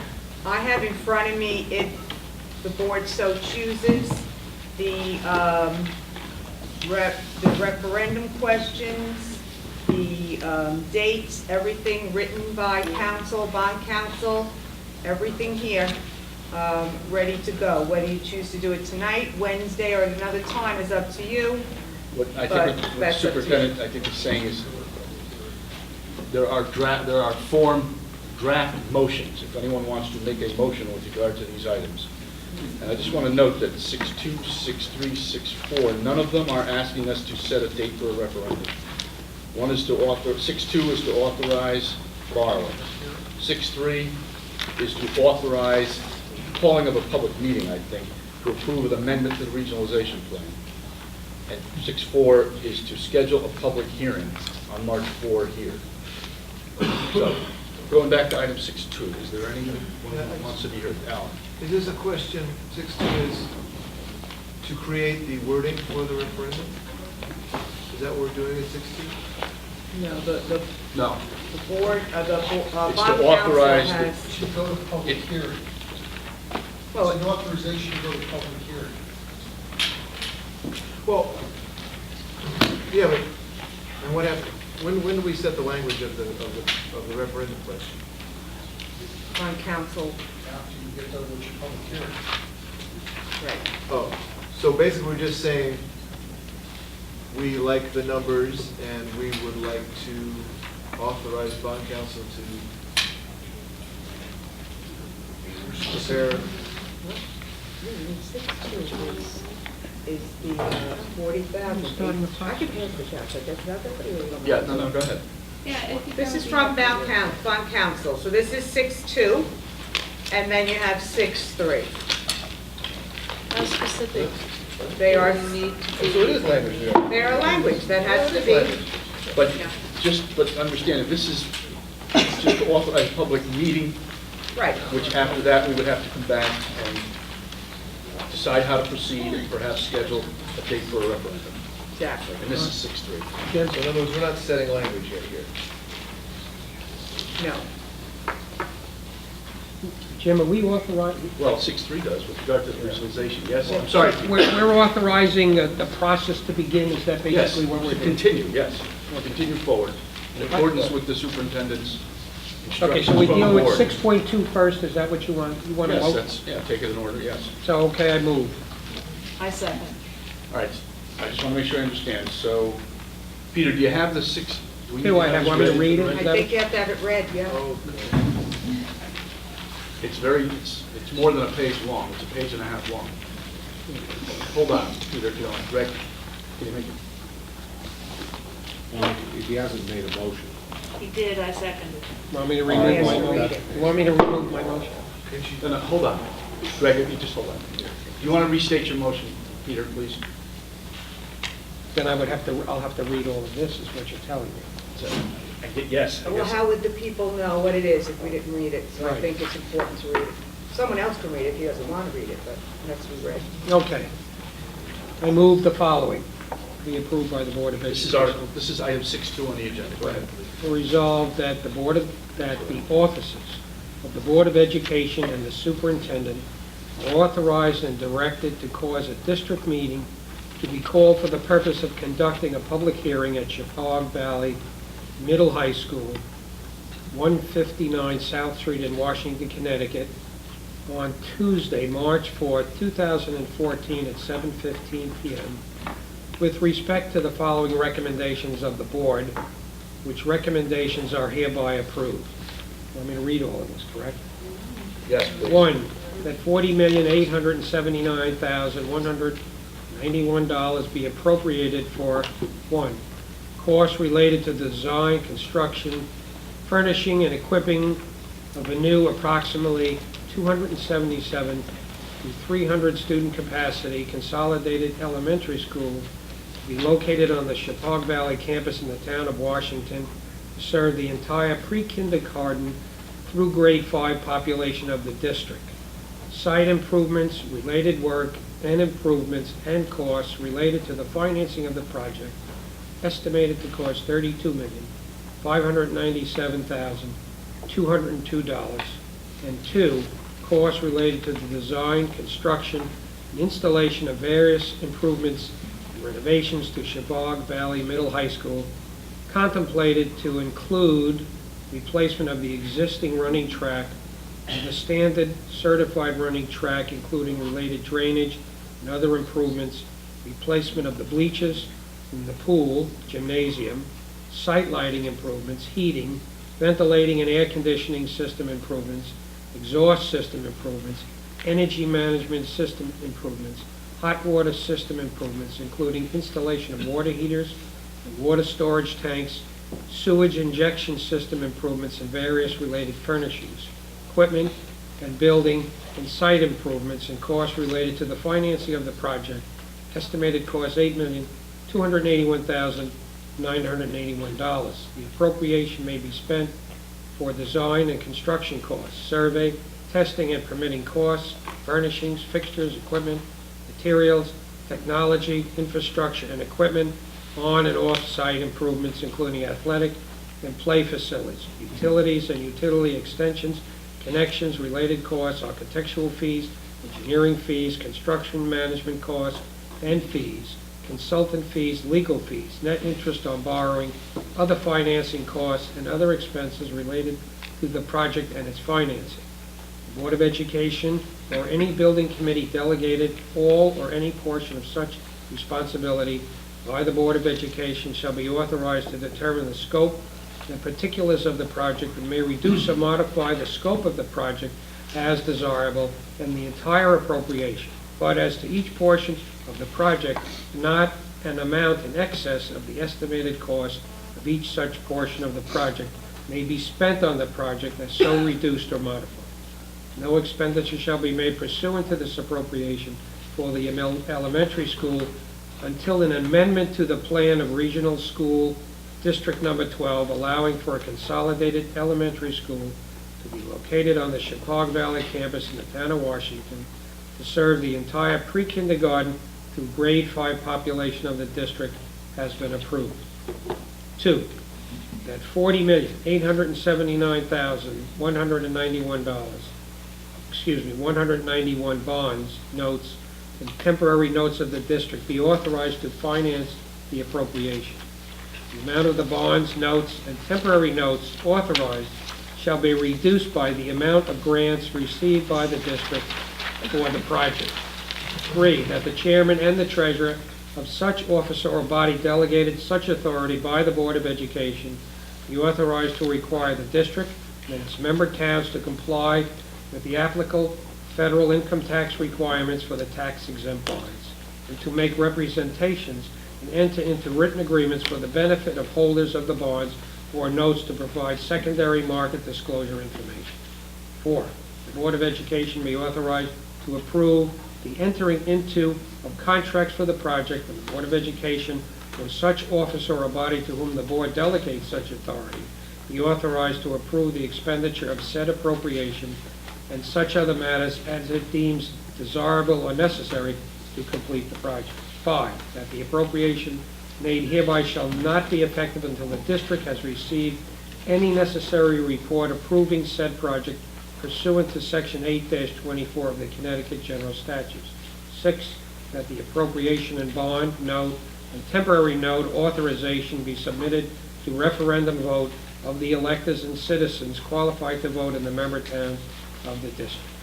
Further resolved that the projects be referred to the Washington Planning and Zoning Commission for a report pursuant to Section 8-24 of the Connecticut General Statute. Further resolved that the members of the Board of Education hold a meeting at Chippewa Valley Middle High School, 159 South Street in Washington, Connecticut, on Tuesday, March 4, 2014, following the aforesaid public hearing to act on the recommendations of the board, which are to be discussed at the public hearing. Thank you, Peter. That's your motion, Valerie, you seconded it? Correct. Thank you, Peter. Wonderful. Is there any discussion? Al? Even though this language refers to 1047C and the fact that no expenditure shall be made pursuant to this appropriation to the elementary school until a minimum plan is made, and so on, at the bottom of paragraph 1. What I'm concerned is that when we have the funding for the new school, new elementary school, and the middle school, high school in one question, and if it's voted down because of its large number, we're guaranteeing ourselves another referendum in order to make changes to maintain this building. And I'm wondering how much of the, whatever it is, the total, the 6.9 or the 8.1 gross, is involved with work that needs to be done in order to qualify for our NEAS that's coming up next year. So we wouldn't want to have too many delays on that, regardless of how any voter or any board member feels about sustaining this building for the next 5 years or 20 years. We do need to get to work on these maintenance items and make sure they're funded so that we can pass NEAS next spring. So my concern is that I would prefer to separate the questions as to paying for the pre-K-5 and paying for the maintenance. Peter? Yeah, it was. It is a concern of mine too. I don't disagree with Alan, because my feeling is that you present the public with a big number which encompasses everything, and they vote it down. That means you want to do the high school, then you're going to have to come back with another referendum to do the high school, correct? I would assume so, yes. So I guess the issue would be when someone walks into a voting booth and approves the amendment to the configuration, it doesn't, and they walk over and look at a number of $40 million, or if you split it into 32 and 8, would you at least get one project out of the vote? And I think that's the issue for the Board of Education. Do you want to put the whole number on with both projects and have a 50-50 chance of going either way? Or would you want to split the vote and therefore maybe wind up with one project, which I think what Alan is intimating. So I think it should be, we should discuss that among ourselves as to how we feel about that. That's what we're doing right now. Okay. Greg? Yeah, I think we should leave the number. I think we should leave it as is, and we should submit the entire number as one number. I think the project is compelling. I think it'll be approved, and I think we won't have a problem. Pete, I don't think $40 million is an outrageous or difficult sum of money, considering what needs to be done, and considering the potential savings that result from it over the course of time and putting the budget on a better trajectory. I really think it's a compelling project. The reasons are pretty obvious. We haven't always heard them or spent a lot of time discussing them, but if we don't do something to deal with the demographic realities that are facing us, we're going to have a disaster in terms of the ability to deliver an education. I don't think anybody is going to want to drag their kids to put them into a school where their daughter is going to go to school with 3 boys in that classroom and be sitting in that situation for 6 years. So I think that between having to face those realities and having to face the realities of our cost trajectory, which is horrible the way it is, that when this is explained to people and they understand that they will actually come out better. Sometimes spending $40 million is better than spending 50 or more over the same period of time. I think it's going to go through. So I don't see the problem. I would prefer to keep it as one thing. I think if you start dividing it and mixing it up into votes, you're going to create an enormous amount of potential for confusion. And I think this is going to be pretty easy to do. Kelly? Now, I agree with Alan and with Pete for all the reasons that they enumerated, and I'll add one more. One reason we're doing this referendum is to get clarity on the issue of a consolidated pre-K through 5 school and whether the plan for the town should be amended in that direction. If we have a confusing question with numbers attached, people will walk away and they will not be clear on whether it was the elementary school that they didn't agree with and the $30 million price tag, or the $8 million worth of repairs, which I think people understand need to be done, and we don't want to be accused of not maintaining our schools. So I think that for purposes of clarity, which the selectmen have said they wanted, and we've said we want to give that clarity to the voters, we need to separate these two questions in terms of the bonding. Anything else? Michelle? Well, I was just going to say that the original reason they were put together is because the projects were looked at, 2B was to build the school and do repairs and renovations up here at the middle high school. So it was always talked about as one project, and when looking at the operating savings versus the cost put in, it was put together. That being said, if for some reason that it didn't pass, I don't think it would take very much time to put forward a middle school, high school alone referendum while we look at the other pieces of information, whether we're able to tack it onto the operating budget in May or shortly thereafter. I don't think that would have to sit and wait while we figure out what to do with the elementary situation. All right. Maybe not. I know for the whole building bond council, we're looking at, is Bob still here? June 30th? What's the deadline for bond council? June 30th is your date to submit to the state to get on the priority list for them to consider your project for reimbursement purposes. So if we kept the 2 amounts together in one question, and the the bonding question failed in a potential referendum of April 8th, would there be time to mount another referendum with separate numbers or to finance the middle school, high school in time to meet that deadline? Yeah. And how much leeway would we have? You always have to back yourself up from 30 clear days to, from June 29th, because you need a 30-day window to hold your referendum. If you voted the 29th of June, 30th you'd be in a car going up to Hartford and put the paperwork in. Okay. It's been done before.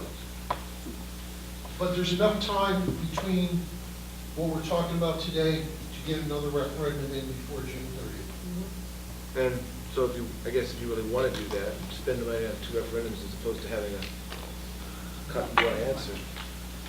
Is there anyone else? Put together. Michelle? This is very small, but as Pete was reading through this whole thing, everything, was this just a laundry list of anything that could possibly be thought of that they would work on in the middle school, high school? Because it talks about the track, which we just built. Yeah. You took some boilerplate language and put it in there. Okay. When the actual referendum question gets formulated, it will all get synthesized down to the scope of the work. This is not the referendum. It's not the referendum question, it's to get the public hearing. Okay, because I just feel like that little piece, if anybody actually Understood. did read through it all, we should probably not include the track, which we just built it. Shouldn't this apply over? Hold on. Susan? I'm not clear why we are lumping these two together. The long-range planning committee, or the long-range plan option 2B, that was looking at the region as a whole, what to do to address the dropping demographics. Vetted out from that was the new pre-K to 5 and the middle school, high school.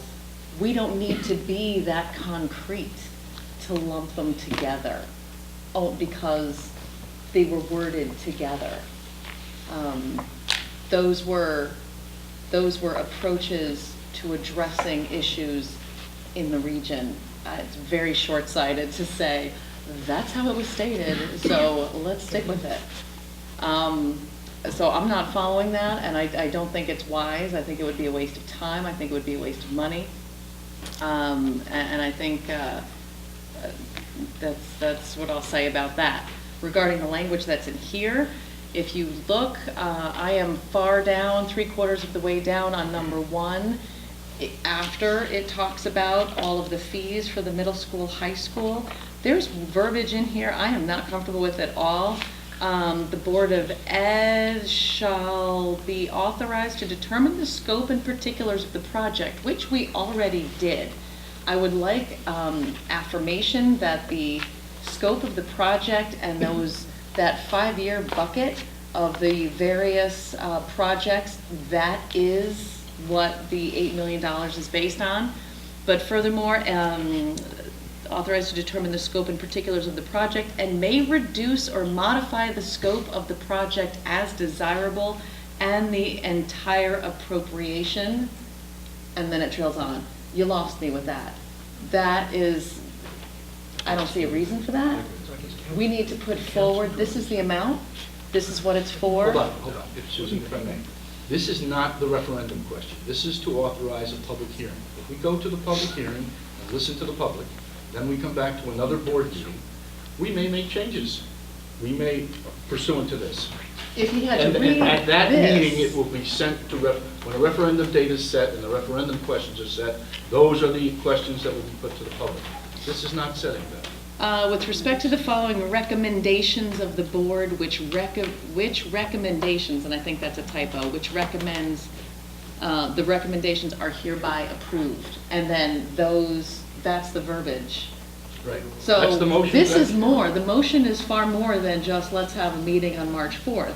The motion is let's put forward a meeting on March 4th because we are recommending this verbiage. That's And I'm correct. specifically bringing up, I'm not comfortable with that verbiage because that's very squishy for the middle school, high school repairs. That's my point.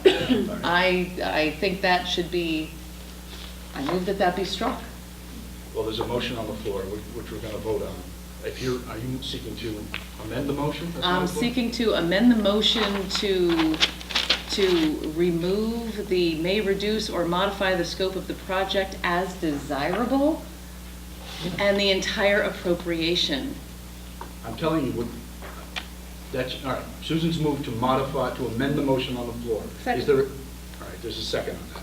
There's no discussion on the motion to amend the motion on the floor. All those in favor of the motion to amend the motion to remove the language from what Peter read, may reduce or modify the scope of the project as desirable, raise your hand. Those And are- the entire appropriation, I think she said too. And the entire appropriation, is that your request? Yes. Okay. To remove the language, may reduce or modify the scope of the project as desirable and the entire appropriation. Those in favor of so amending the motion, raise your hand. Is that a complete, everything you want removed out of there? Or the whole sentence, or? Yes. I'm sorry. Susan, make it clear, what do you want removed? May reduce or modify the scope of the project as desirable and the entire appropriation. Right, that's what I just said. All those in favor of so amending the motion, raise your hand.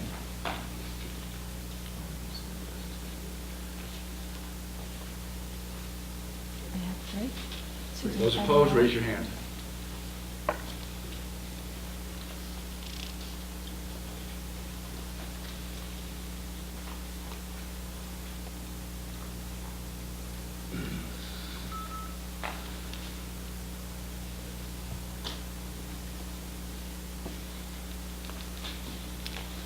Opposed, Pete, Tony, Hold Greg. on. Are there any abstentions? Raise your hand. Michael's abstaining. Do you have it, Madam Secretary? 12 votes, yes. What's the result? The motion fails? Motion failed. All right, so we're back to Peter's original motion. Is there Can I any speak- further discussion? Can I speak to the motion? Hold on. I got to do it in order. Greg, I noted that I see people raise their hands. I have a question, and that's on Trying to look this way. Always to the right. That's on number 6. I guess I'm trying to understand this motion, because I'm a little confused by that language in the beginning where it says with respect to the going to hold a public hearing with respect to the following recommendations, which recommendations are hereby approved. And then number 6 says that the appropriation and bond, note, and temporary note authorization be submitted to referendum. Well, it doesn't set a date for the referendum, but it says we're approving an item that includes sending it to referendum. Maybe we need to strip 6 out because, or at least make it clear that all we're doing is considering this, that we're putting this up to a hearing to submit it to a referendum. But I want to make it clear that we're not sending this to referendum. I think it's... No. We're scheduling, this is scheduling a public meeting. Right. Yeah, but I think there's And it says, unnecessary be language in the submitted first to a paragraph. referendum vote.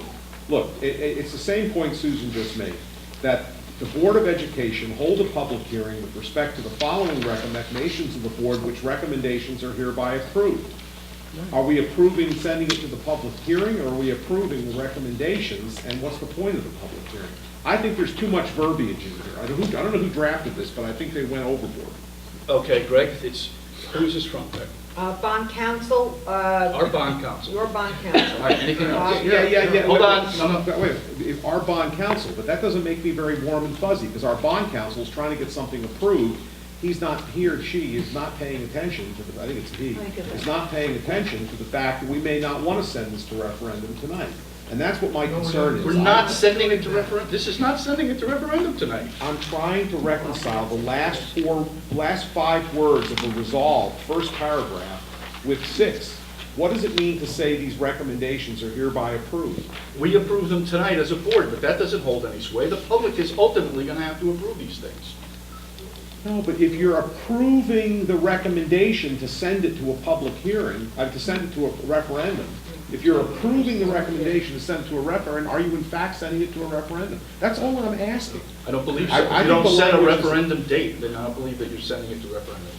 Hold on, Bob. I think if you read the very first sentence, its purpose was to send it to a public hearing. Right. All of these things so the public can weigh in and give their input, and then you come back with your final determination of what the referendum question is. You can hold that public hearing and then deliberate for a period of time after that. You don't have to set that referendum date that night either. All right, thank you. That's the purpose. Valerie? I just want to remind the board that on June 17th, 2013, we approved a motion in which 2B is considered linked to the Chicago renovation. And so the cost of the elementary school project and the Chicago renovation are linked by this board then, and it's a motion that carried by a decent margin. And I would not, counter the wording of bond counsel unless you want to fire bond counsel. I'm in support of the motion, just to get to a hearing. Alan? We've done this before. We have to have something to bring to the hearing. And therefore, we have to acknowledge that what we're bringing to hearing is stipulated in 2 pages of legalese.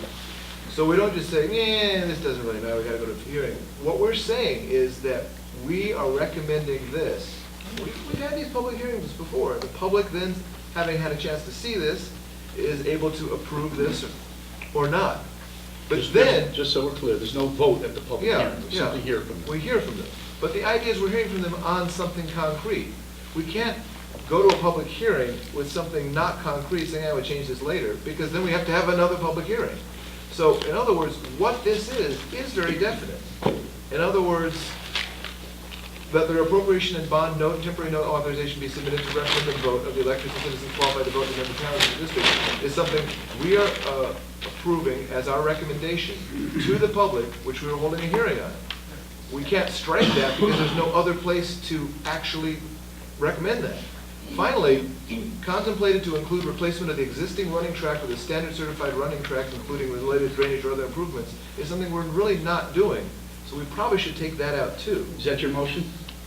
No, but... That's my motion for now. I got more. That's my motion. Please, let's remove the, unless anybody else has something else too, but I'd like to remove the language that I just read relating to changing the running track. It's been moved and seconded. And the motion, I think, is to remove the words replacement of the existing running track with a standard certified running track, including related drainage and other improvements. Is that correct? Bob, do you have any issue with removing that language? No. It's been moved and seconded. Is there any further discussion? Actually, there's no discussion on a motion to amend. All those in favor of the amendment to remove that language, raise your hand.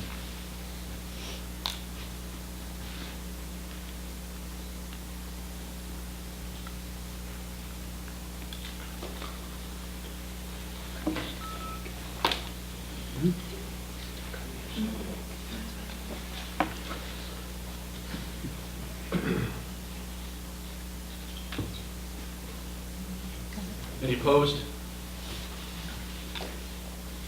Any abstained? One abstention. From what I saw, the motion passes, so that language is removed. Is there anything further? Yeah. Alan?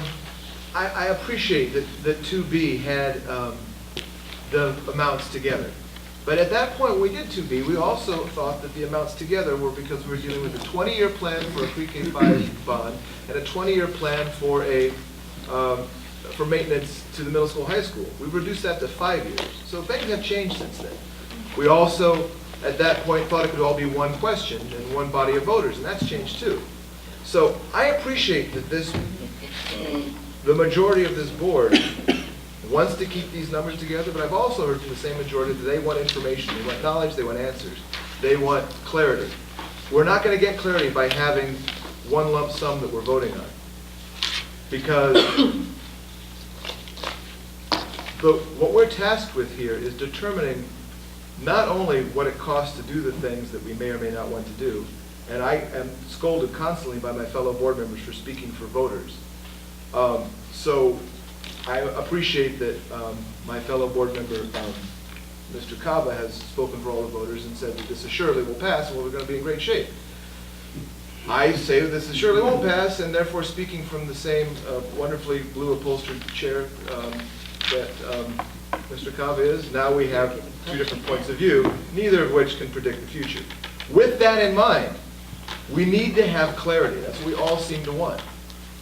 And if it goes down, we won't know why. Is it because people would rather tuition kids out and not repair this building? Is it because people think that they want to consolidate, but they don't want to consolidate, but that's too much money? Having these separate numbers is not only going to make that clear, but it's going to allow us a lot less expensive trouble for having to have another referendum in order to meet NEASC next year. I'm going to threaten to move the vote. move the question. But I'd rather not move the question, but I do think it's getting late. And I do think the board has to remember, we're suggesting this is going to a public hearing. Just like we don't adopt an operating budget until after a public hearing, when we hear the comments, and then maybe we make an adjustment in the operating budget. We do this year in and year out. We're going to do the same thing here. But I do want to remind everyone that we did have a motion June 17th that linked the two. And so later on, after the public hearing, if we decide to unlink in a referendum question, perhaps we could do that. But for now, it should stand as it is. Let's move it. Right. Can I ask one question? Is there a reason why we're doing this on Tuesday, March 4th, rather than Monday, March 3rd? We don't have enough notice. We need 5 full days' notice, and you can't include Monday, and we don't have 5 enough clear notice. days. One of the town halls is closed one day, so we couldn't do it on Monday. Well, then why press it to the last second? Why not go to the 10th instead? Well, then if you did want to have a public hearing, you won't have it till after spring break, or after. Oh, you mean the referendum would go after? Referendum.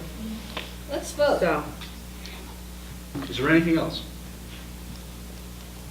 All right, then there's a motion on the table to approve this 6.2 that's been handed to us with the removed language about the running track as amended. All those in favor of the motion, raise your hand.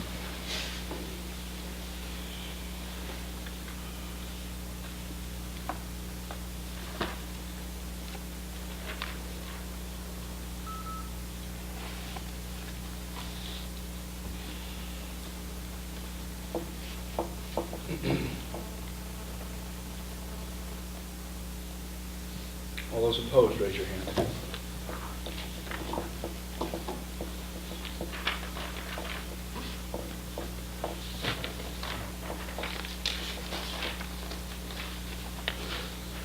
Any abstentions? That's the vote, Madam Secretary. 8 to 4. All right, the motion passes. I would like to make a motion. Yes? Item 6.3. Yes? Resolved that the officers of the Board of Education and the superintendent are authorized and directed to cause a district meeting to be called for the purpose of conducting a public hearing at Chippewa Valley Middle High School, 159 South Street in Washington, Connecticut, on Tuesday, March 4th, 2014, at 7 p.m. with respect to the following recommendation of the board, which recommendation is hereby approved, that the Regional School District Plan 12 plan, as approved by the State Board of Education on May 11, 1967, be amended by deleting the language, quote, elementary grades K-5 to remain in their present hometown schools, end quote, which appears on page 2 of the plan, and deleting the language, quote, in the proposed plan, the lower elementary grades K through 5 will remain in their respective hometown schools, end quote, from page 5 of the plan. Further resolved that the members of the Board of Education hold a meeting at Chippewa Valley Middle High School, 159 South Street in Washington, Connecticut, on Tuesday, March 4th, 2014, following the aforesaid public hearing, to schedule a referendum vote on the amendment to be discussed at the public hearing. Is there a second? Second. Emily, second. Is there any discussion? Al? Yeah, I know, I just, what is the point?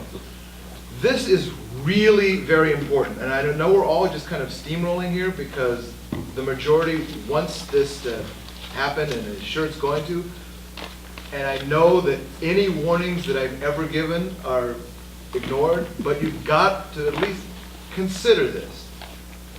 This language here is not going to give us an answer as to the voters' opinion or will regarding consolidation.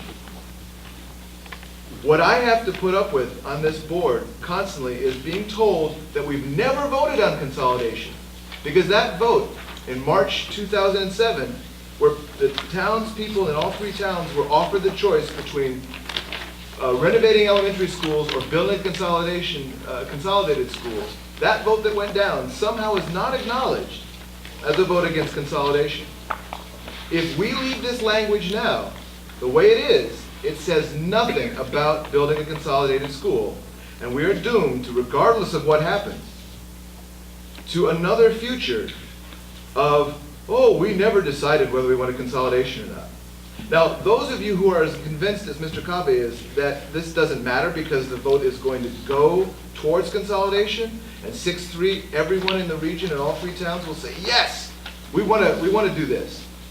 That's fine, in which case you build a consolidated school and this is over. But if magically Mr. Cava and others are wrong, then we end up with this failing, and we can still sit around here as a string of Board of Education members file through this room and a string of superintendents file through their positions, saying, you know, we just don't know. We need a vote to find out what the public really wants. And all we really want to do is find out.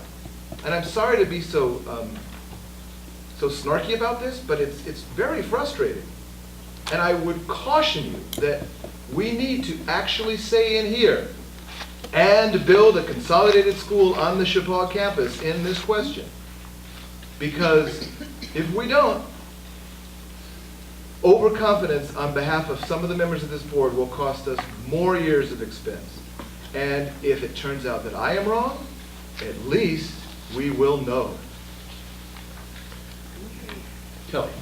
Yeah, I agree with Alan, and I think the wording of this resolution is irresponsible, considering the years we've spent discussing a consolidated school. This language needs to be specific. It has to bring great clarity to the voter.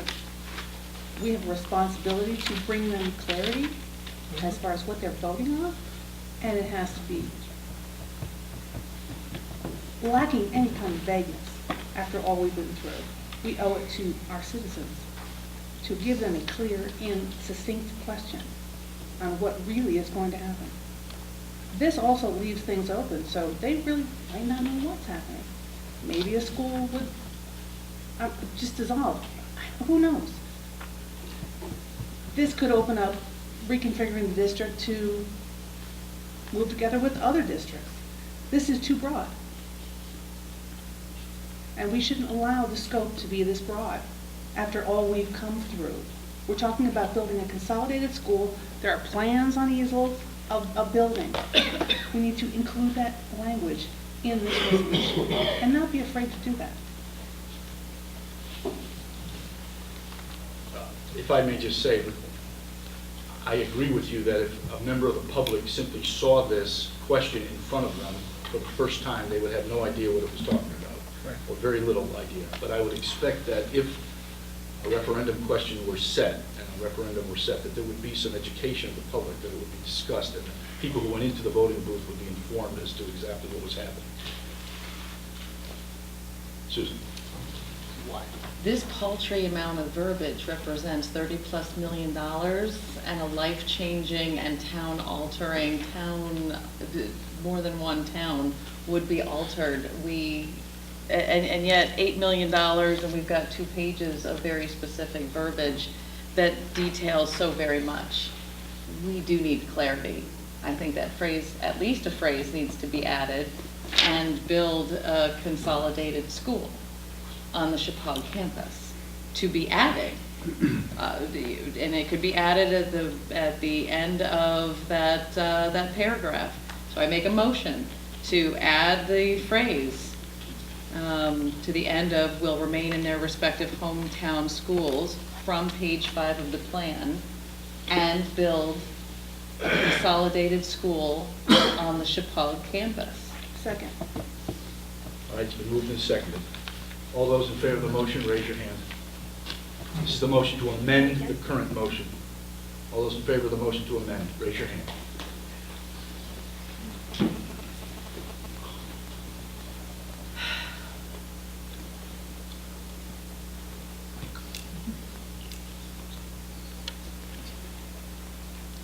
All those opposed, raise your hand.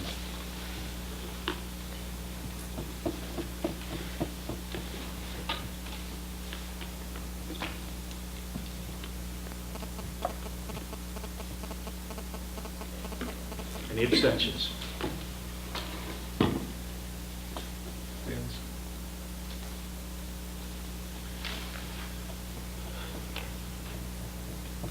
What is the result, Madam Secretary? Yes, 5, no, 5, 2 abstentions. That's a tie, so the motion fails. So we're back to the original motion. Could I speak to the motion, please? Aren't you going around the table? Michelle? Yes, no. I've got that sitting, like, behind, on the corner. I will get to you now. Because this is the second time I've had a question about amendment, but once it's made, then I guess I can't ask the questions, right? You said there's no discussion. No discussion on a motion to amend, correct. Which is frustrating, because, which is why I abstained, because I don't know why that language wasn't put in there, and I'm assuming that there was a reason. Is there a reason? That was originally put in there by the committee of the board, consisting of Greg Allen and the chairperson, and it was recommended by our board council to remove it, feeling that you would just be going from one regionalization plan that pigeonholed you in to another one that would pigeonhole you in. That's right. And But that's what we're doing. That's right. and then bond counsel also felt the same thing, so it was suggested by 2 attorneys to remove it, and that's why it was removed. Valerie, yes. I think also you have to realize that this really gives more flexibility, that if for some reason we don't proceed with a very expensive project, that we are now allowing this board and this superintendent, perhaps, to reconfigure, so that perhaps Burnham then could be a K2, and Roxbury could be a 3-5. The way that if you really block us into consolidation, then that kind of accommodation to the 2 other towns can't happen. It just cannot happen. And that way, you're going to have 4 kids in a kindergarten in one school in one town, and maybe 25 kids in a kindergarten in another town, that you can't, where it's appropriate to do so educationally, have some reconfiguration of the grades. That's why a less specific wording, I think, is in everyone's best interest. And then it's up to the voters to decide if they interpret this as allowing or agreeing to a $40 million bond issue to build a consolidated school. That's the particular that will follow the general. But this general gives us the flexibility maybe to buy time for the other schools. Population changes. Kelly? Yeah, I'm not one who usually goes back to the goals for good reason, but I will say that this question is not in any way in line with the goal that was put forth. Because this question would allow you to not only reconfigure grades, but it would allow you to send one of the town's students to Danbury, or do whatever the board felt was necessary to do at any given time. This is an extremely broad resolution. And we had our goals aligned with the idea of a consolidated school. Nothing else. All these other ideas we've been told over and over again, that's not for consideration right now. The people need a referendum on consolidation. So let's do that. Let's put that language in there in some way. And let's not broaden it to the point where people become very unclear about just what they're giving us the power to do. This is in no way aligned with the goal as stated. Anyone else? Well, I guess in as much as we were told that this huge long thing is not the actual referendum language, if the majority ends up passing this language, we will still have another chance at sculpting actual referendum language.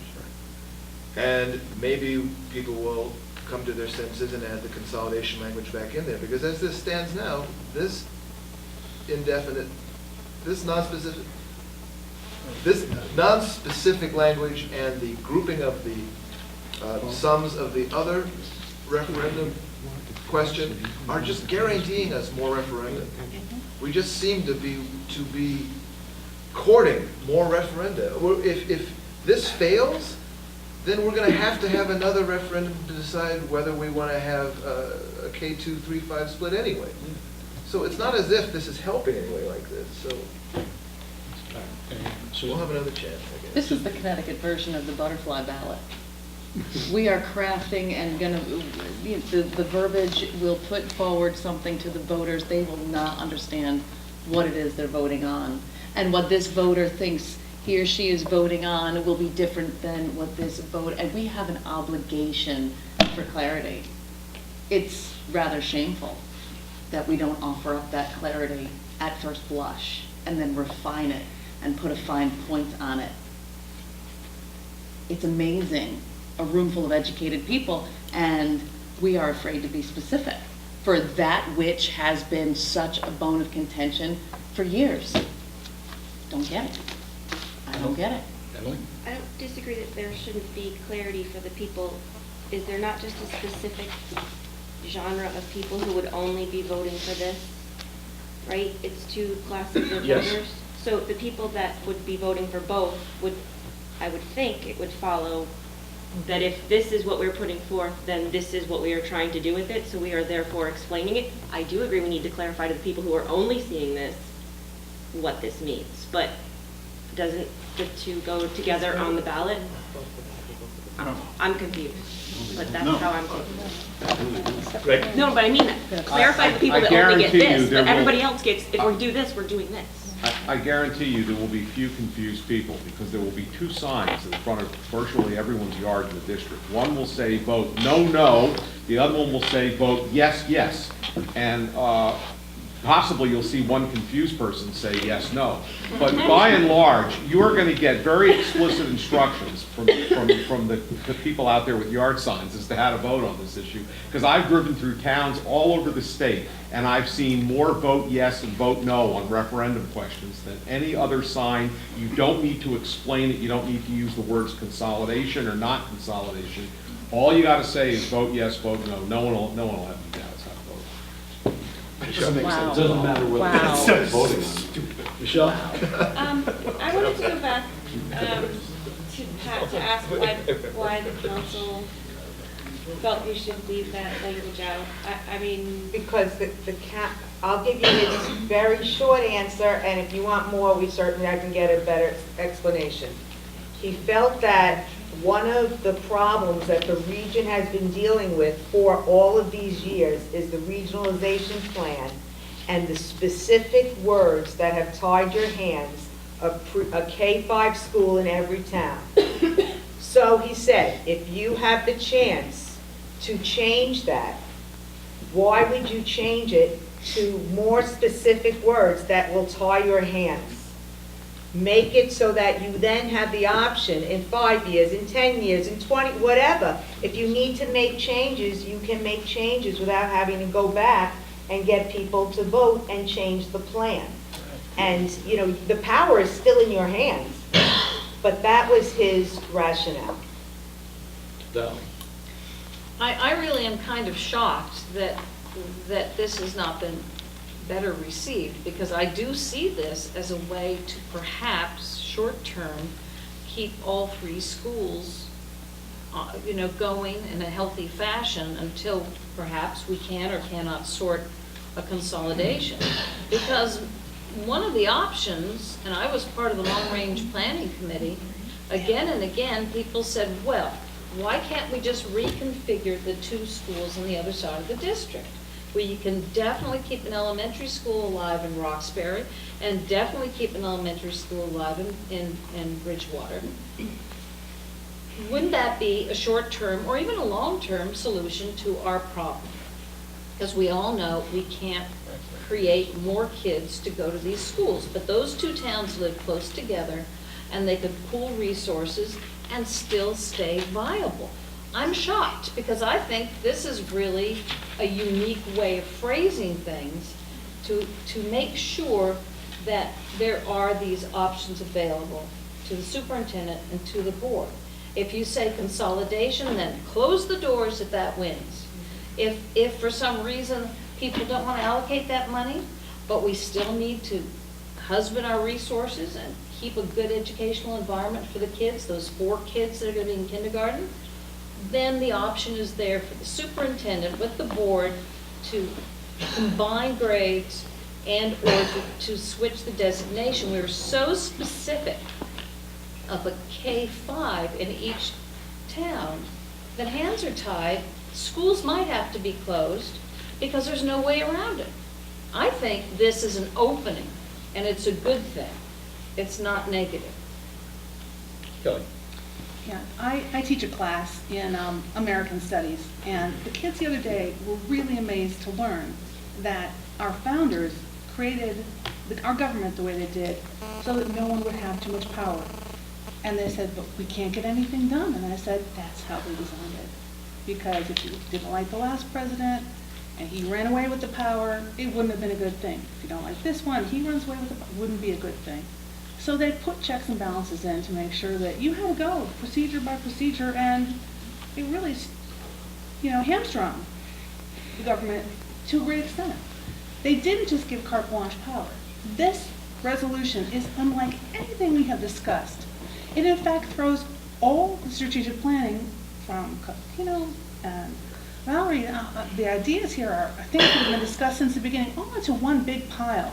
And it basically says, we're going to give the board and the superintendent the power to do whatever they like.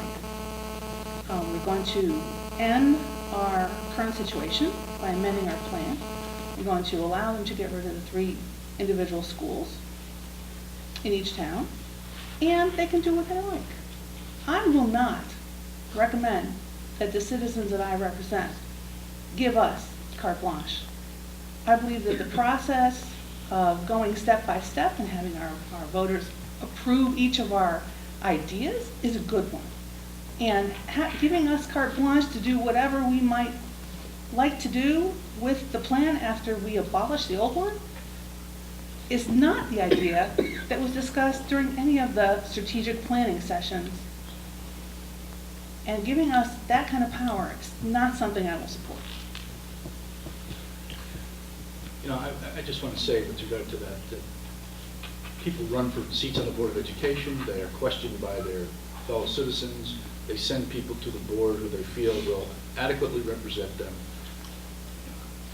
I think the people have faith in the Board of Education to do what is reasonably best in that Board of Education member's mind. So, excuse me, that's my estimation. Michael? I think one of the points that Kelly was just making, though, is that in 1967, the Board of Education made a very wise decision to protect all 3 towns and realize that one of the dangers when you have a regionalized school system is that smaller towns in particular can become a minority and may be voted out of existence, which is what we're looking at right now. And obviously, I'm not in favor of. First of all, it wasn't approved by the Board of Ed, it was approved by the voters. The voters created the region. Right. That's the plan the voters approved. Exactly. This is no longer 1967. This is many years later, and the voters will decide if they want to change it. If they don't, they don't. If they do, they will. This will give them the opportunity to do that. But we're proposing to be heard of. We're proposing getting rid of the language that would protect minority rights right now. Just wanted to point that out. But it will be up to the voters to decide that. Sure. Greg? Two observations. One, I don't think that if the voters approve this referendum as worded and then approve the school being built and build the school, that we're very likely to be mixing with the configurations because you're not going to want to spend the money. Actually, 2 more observations. Second, we're not getting carte blanche. The voters still have to approve the budgets this board proposes. The voters still have to approve the money to build anything. So it's not carte blanche power. Third, the power that this would confer, if any, to play with the configurations is necessary to meet the realities of our school district is a power enjoyed by every Board of Education in the state of Connecticut except some regional boards. For example, in the town of Greenwich, I believe, which is a town that runs its own school system, in that town, if they want to make a school, if they want to just change the configuration of schools instead of it being K-5, 6, 7, 8, 9 through 12, they can do what they did at one point, which is make it K through 6, and then 7, 8, 9, and then 10, 11, 12. Many towns do that all the time to deal with realities of population shifts, changes in demographics, and other things. So every school board that is a town school board already enjoys that power, and it doesn't seem to me that there is a rush to hang these people from the yardarm because they have faced the reality of the situation. The problem with this district is we cannot deal with the realities because we have put ourselves in a box. And I think if we take ourselves out of the box, I don't think we're going to get crazy and do something that's nuts. What we're going to do is something that fixes the problems we have to deal with. No one wants to make changes, but sometimes you have to make changes. And we are now at that point where the changes are being forced on us. They're being forced on us by the reality of these tiny classes and unnecessary expenses. One thing that Mr. Amato's presentation tonight made plain once again is that every year that goes on in Region 12, we are throwing $2.5 to $3 million down the hole. That's money we will never recover. That's money that could be spent on education. That's money that could be spent on improving schools. That's money that could be spent on improving the program at the middle high school, at the elementary schools. We're doing that because we're running a system that's so grossly inefficient that we are having teachers working less than full loads. We are having schools that are becoming depopulated. Do you realize that in the 20 years between 2003 and 2023, at Burnham School, of the 128 students that were there in 2003, 102 of them are projected to be gone by 2023. That is a depopulation. That is, literally, if you can imagine the picture of 128 kids standing there, and then the picture of 26 of them left, that's what we're facing. And we cannot run a school system facing those realities if we don't have the authority and the ability to deal with it and to try to keep a school in this region.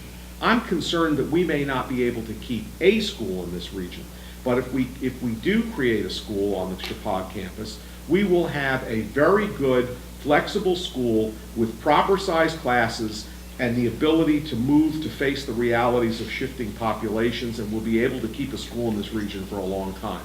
If we sit on our hands and say, let's put our desire to keep our schools in our towns, a great sentimental desire, I understand it, I know what people think, I've heard what they had to say, but if we rest on that at the risk of the educational program for our children, at the risk of the fiscal impacts on the district, and at the risk of throwing another $2.5 million down the drain every year going forward, I don't think we've exercised our obligations to the students, to the parents, to the voters, and to the district. I mean, that's where I think it is, and that's why I think this is a compelling case to do and to make this change. Susan. Greg, I do share your frustration with throwing money away. I think this board is guilty of throwing plenty of money away and chasing things that are not going to come to fruition. Jim, you think people have faith in us. Faith is trust, and trust comes from clarity. We have not been clear. Boards in the past have not been clear with residents and voters in these three towns. And there is nothing in that verbiage that would at all support clarity. We cannot have carte blanche. We are building a school. That is the whole point of this particular exercise. We are building a school. That whole project needs to go up or down. That's the vote. Build a consolidated school. Not build a consolidated school, but maybe if you don't like that, then maybe let's do something else. That's not the spirit of the long-range plan. That's not the spirit of the referendum. And we have not earned faith with the voters in our region to do the right thing because we have not been clear with them. That language is simply not clear. I don't think that harbors faith and trust at all. It took us 1.5 years through the long-range planning process to come up with option 2B. We're wrestling with whether or not to even separate them. We want to tie them together, but we want the flexibility so that if that goes down, then we preserve a potential change to the regional plan that would allow for such flexibility as for what? That's too carte blanche. That's too carte blanche for anyone to vote on and feel comfortable knowing what they're voting on. I think we owe it to the voters to be clear. Thank you. Peter? Well, Michelle had her hand up longer than me. So nice of you, Peter. You hold it. I'm struggling with this because I agree that, that this is not, well, this wasn't what we had originally talked about. And if we're gonna do anything with our schools, we're gonna need to go back to the voters. That's just how our district is. I think, I understand or appreciate the desire for flexibility, but I just don't think that's where we are as a region right now. So I really only have two specific questions, so I know how to move forward on this. One, I didn't hear why bond counsel felt that we should take it out, because I don't want to put language back in if it's not legal. We had two lawyers tell us, counsel so. suggested it. I think Pat said both. Bond boards counsel have went to nothing bond do with it. counsel, and bond counsel gave us this. Bob, did you speak to bond counsel about this? No, it was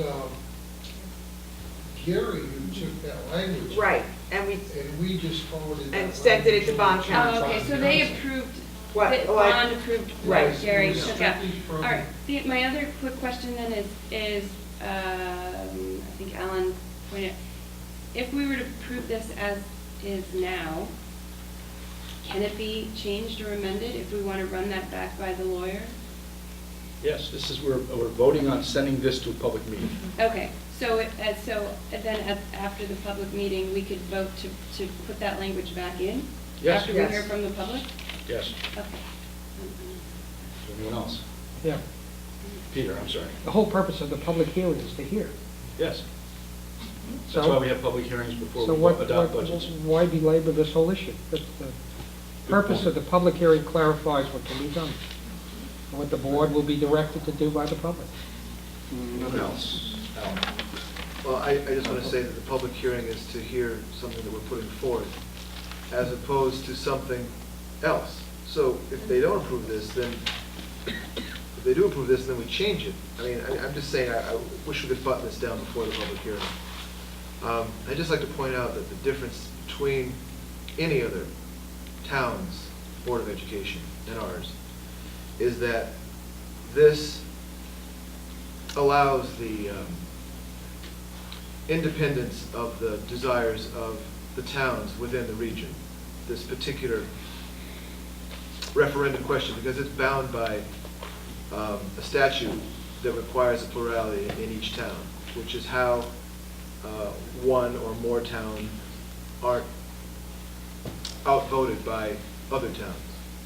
So if this is not specific, and what we do with it is not specific, then the majority of citizens in a three-town area, as opposed to the majority in each town, then gets to dictate whatever they want after this point. So I just caution us to be as specific as possible. One more question. Yes. Is it, would it, since you are an attorney, was any of this passed by our attorney? Yes, you just said Okay, that. okay, so he reviewed this. He suggested it. He removed the words, the Okay. Chicago. So I don't think. No, he didn't. Gary did. He just said he did. He did. No, the Board council, not bond. board council Board did, council. bond council didn't. Kelly? Let's be clear that bond counsel has nothing to do with this question. This question has nothing to do with the bond. Right. The second thing is that board counsel removed this language that some of us prefer, He suggested removing it. Yes, That's what's for- before us. specifying a consolidated school, which is what we've said we wanted to vote yay or nay on for years. He recommended the removal of it for political reasons, for You don't know reasons. that, Kelly. That's an Well, I would outrage call when you it say that. not legal, as opposed to legal reasons. You don't know that. Well, he did not remove it for, Did you speak to him about it? do you know that it's for legal reasons? I don't, That's yes, what he said. it gives us flexibility. That's Yes, his- but that's a and political decision, and that's a It's not a brazen, political that's a decision. brazen That's an outrage for you to say that That's about our a brazen attorney. move to accrue power on the part of people running this his district, our board council, and this leadership. It was his suggestion. Yes, A motion that's a- was made to amend it, to put it Yes. back in, which failed. It has nothing to do with him. That's a political decision, not a legal decision. Okay. Is there And anything a else? brazen political decision. Anyone else? All right, there's a motion on the table to approve this 6.3 as was read by Valerie and has been seconded. All those in favor of the motion by Valerie, raise your hand.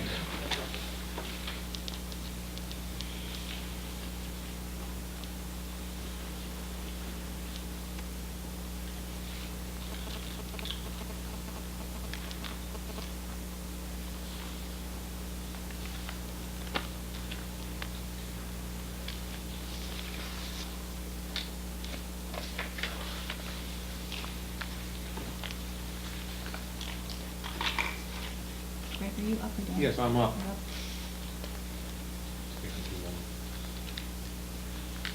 All those opposed, raise your hand.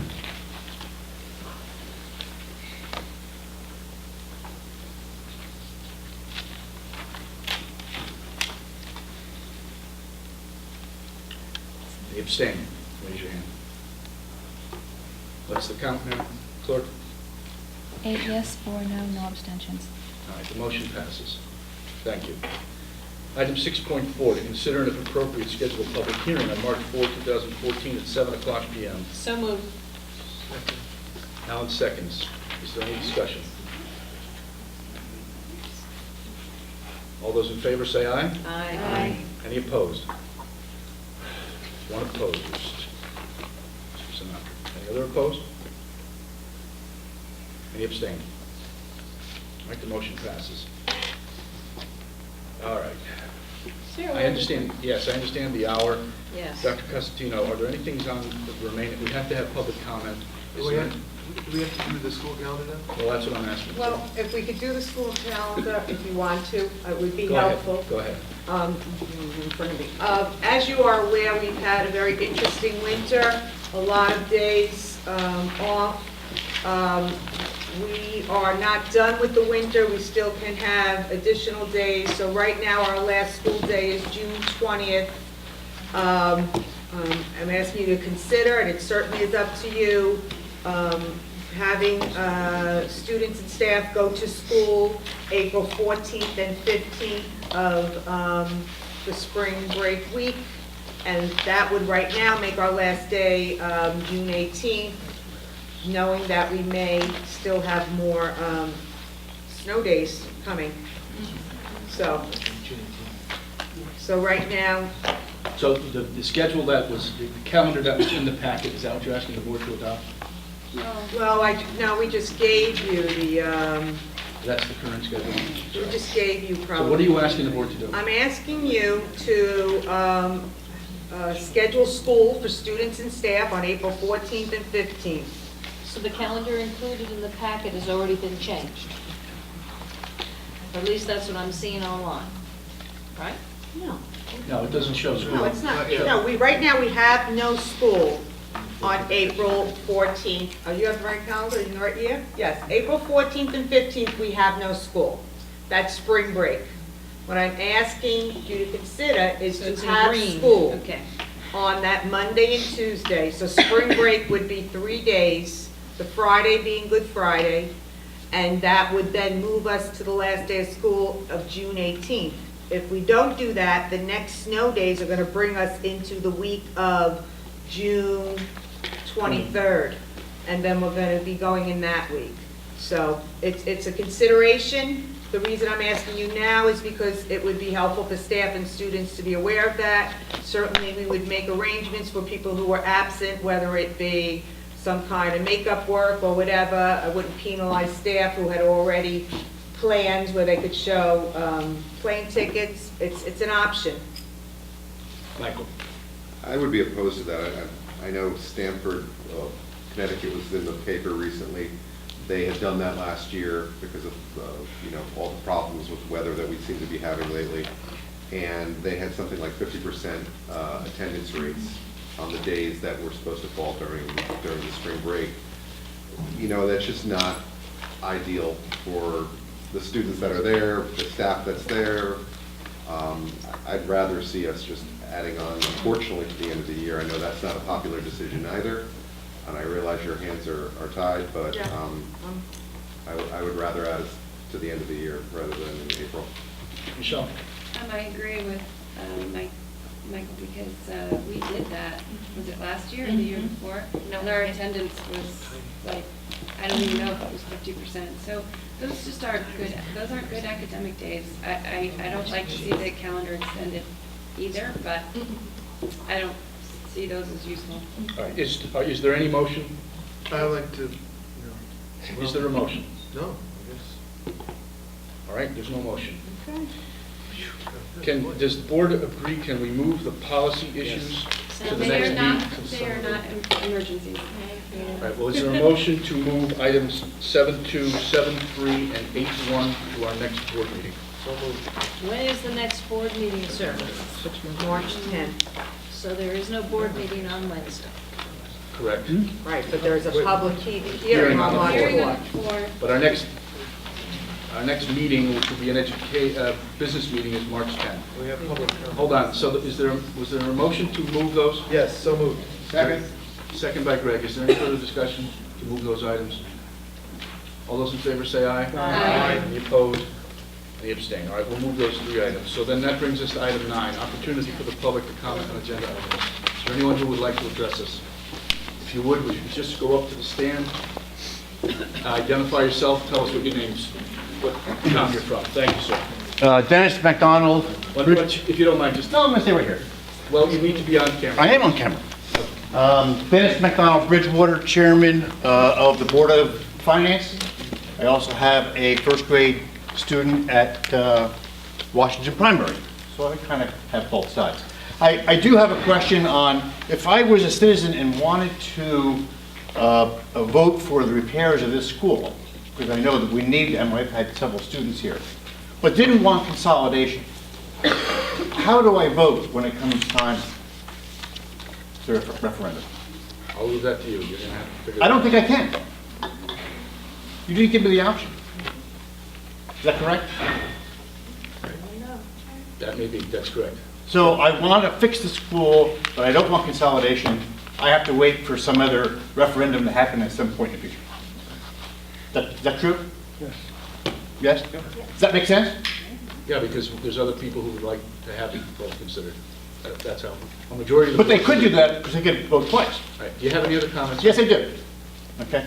As a representative of the citizens of the town, being on the Board of Finance, I think it needs to be clarified that it could be a little bit misleading when you say there's going to be savings for the schools when you have the consolidation. And that's because the towns still need to maintain the Burnham School, okay, the Washington School, or Wood 3.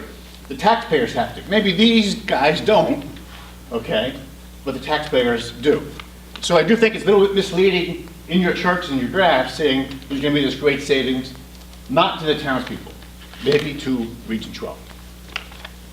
Last item, and you can all answer me at the same time. You can do that by raising your hand. How many think it's going to pass? Sir, this is not a time for question and answer. You have a comment. I do have a comment. How many people here think it's going to pass in Bridgewater?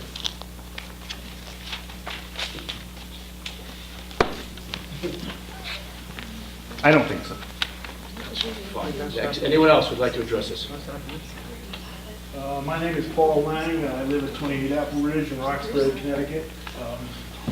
I lived here for 30 years. I had 5 kids go through the school system. All of them went to Booth. They all got a good education there and went on to good educations in a lot of other places. But upon the suggestion of Pat, in order to get a better idea as to what was going on, I did download your strategic planning report. It's a great piece of work. It's unbiased, it's comprehensive, and except for John Costa's note to the board at the end, which has got a disclaimer that says that neither the other members of the that wrote the report are necessarily in agreement with his beliefs. Anyway, aside from that, it's a great piece of work, and it's very informative. And I think it just reinforces what I've heard tonight from some of the board members who feel very strongly about the need for clarity when it comes to this referendum. Your own strategic plan basically states that same philosophy in many instances. In my opinion, this upcoming referendum could be as simple, and should be, as do we want to reconfigure, eliminate 3 schools, and build 1? That's as complicated as it needs to be. We already have dollar values attached to it, which is good because it makes making that decision maybe a little bit easier. But any attempt to piggyback it with repairs to the high school or in any way reduce the clarity is agenda driven. And your own report mentions that, especially because of the historical fact that this has been a very polarizing issue. Whether this was voted on or not in the past, this has been brought up for discussion. The vote was tabled because everyone knew it wasn't going to fly in the last go-round. We had a similar situation over in Region 14 just recently. And after all the litigation, basically it always comes down to the same thing. What you want to do is give people the right to easily make a decision and vote accordingly. And any attempt to cloud that is a political, agenda-driven decision. Let me read from your own report a little bit. Maybe you haven't read it in a while, and it might help. It talks about forming a group, leaders from all 3 communities that are willing to affix their names to this proposal, this preferred option. I'm not sure if that's been done or not. If it has, I don't know who these people are that have affixed their names to this. Can I just interrupt 1 second, and then you can be happy to continue? Yeah. That is not my report. That report I know was that. done before I was hired. I just wanted you to understand. Yeah, no, I understand that. Okay? That Right, was I'm not totally blaming done you. I'm before not I... blaming you for this Okay, at I just all. want to make sure when you But I say did- my report, not my report. No, I didn't say your report. This is, Okay. this was, Just want to actually, it was clarify. upon recommendation from the 3 selectmen. And you know all about that. Okay. Anyway, let me just read from this briefly. It says, it talks about data, and it says, while these numbers in the past have been circulated and presented, that there's been a lot of skepticism because the data was perceived to be agenda-driven, and that to do so again would doom the project, basically. I'm just paraphrasing. And that's exactly what I hear tonight. I mean, if you strongly believe in this preferred option, then you ought to simplify this, break it down to its lowest common denominator, and let the voters decide. Because otherwise, you're dooming the project before the vote even takes place. Here. Thank you. Anyone else? Tom Singer, Bridgewater. I would just like to say to everybody on this board, the way that you're bringing questions forward absolutely brings no clarity to anything. And I would like to add a little bit of clarity, because I did hear Pat say something at Roxbury that brings clarity to the issue is why you're combining the vote of the K through 12 or K through 5 and the repairs to the middle high. She said it was felt by some on the board that if we don't combine them, that we'll end up with one option, one of the projects and not the other. Meaning that we would have the repairs to this building, but we would not have a consolidated school. So in my mind, you're steering the vote. And what to Kelly's point about the other the change to the regional plan. The way that you're wording that, absolutely, if that was voted in, you can just say, you can do whatever you want, and even if we voted against the or the people voted against the consolidated school in the second of the two votes, you would be able to do it anyway. And then it would be driven by the majority, which is Washington. So I absolutely see everything that you do as steering and manipulation. Thank you. Anyone else? All right, thank you. There's no executive session. Is there a motion to adjourn? Adjourn.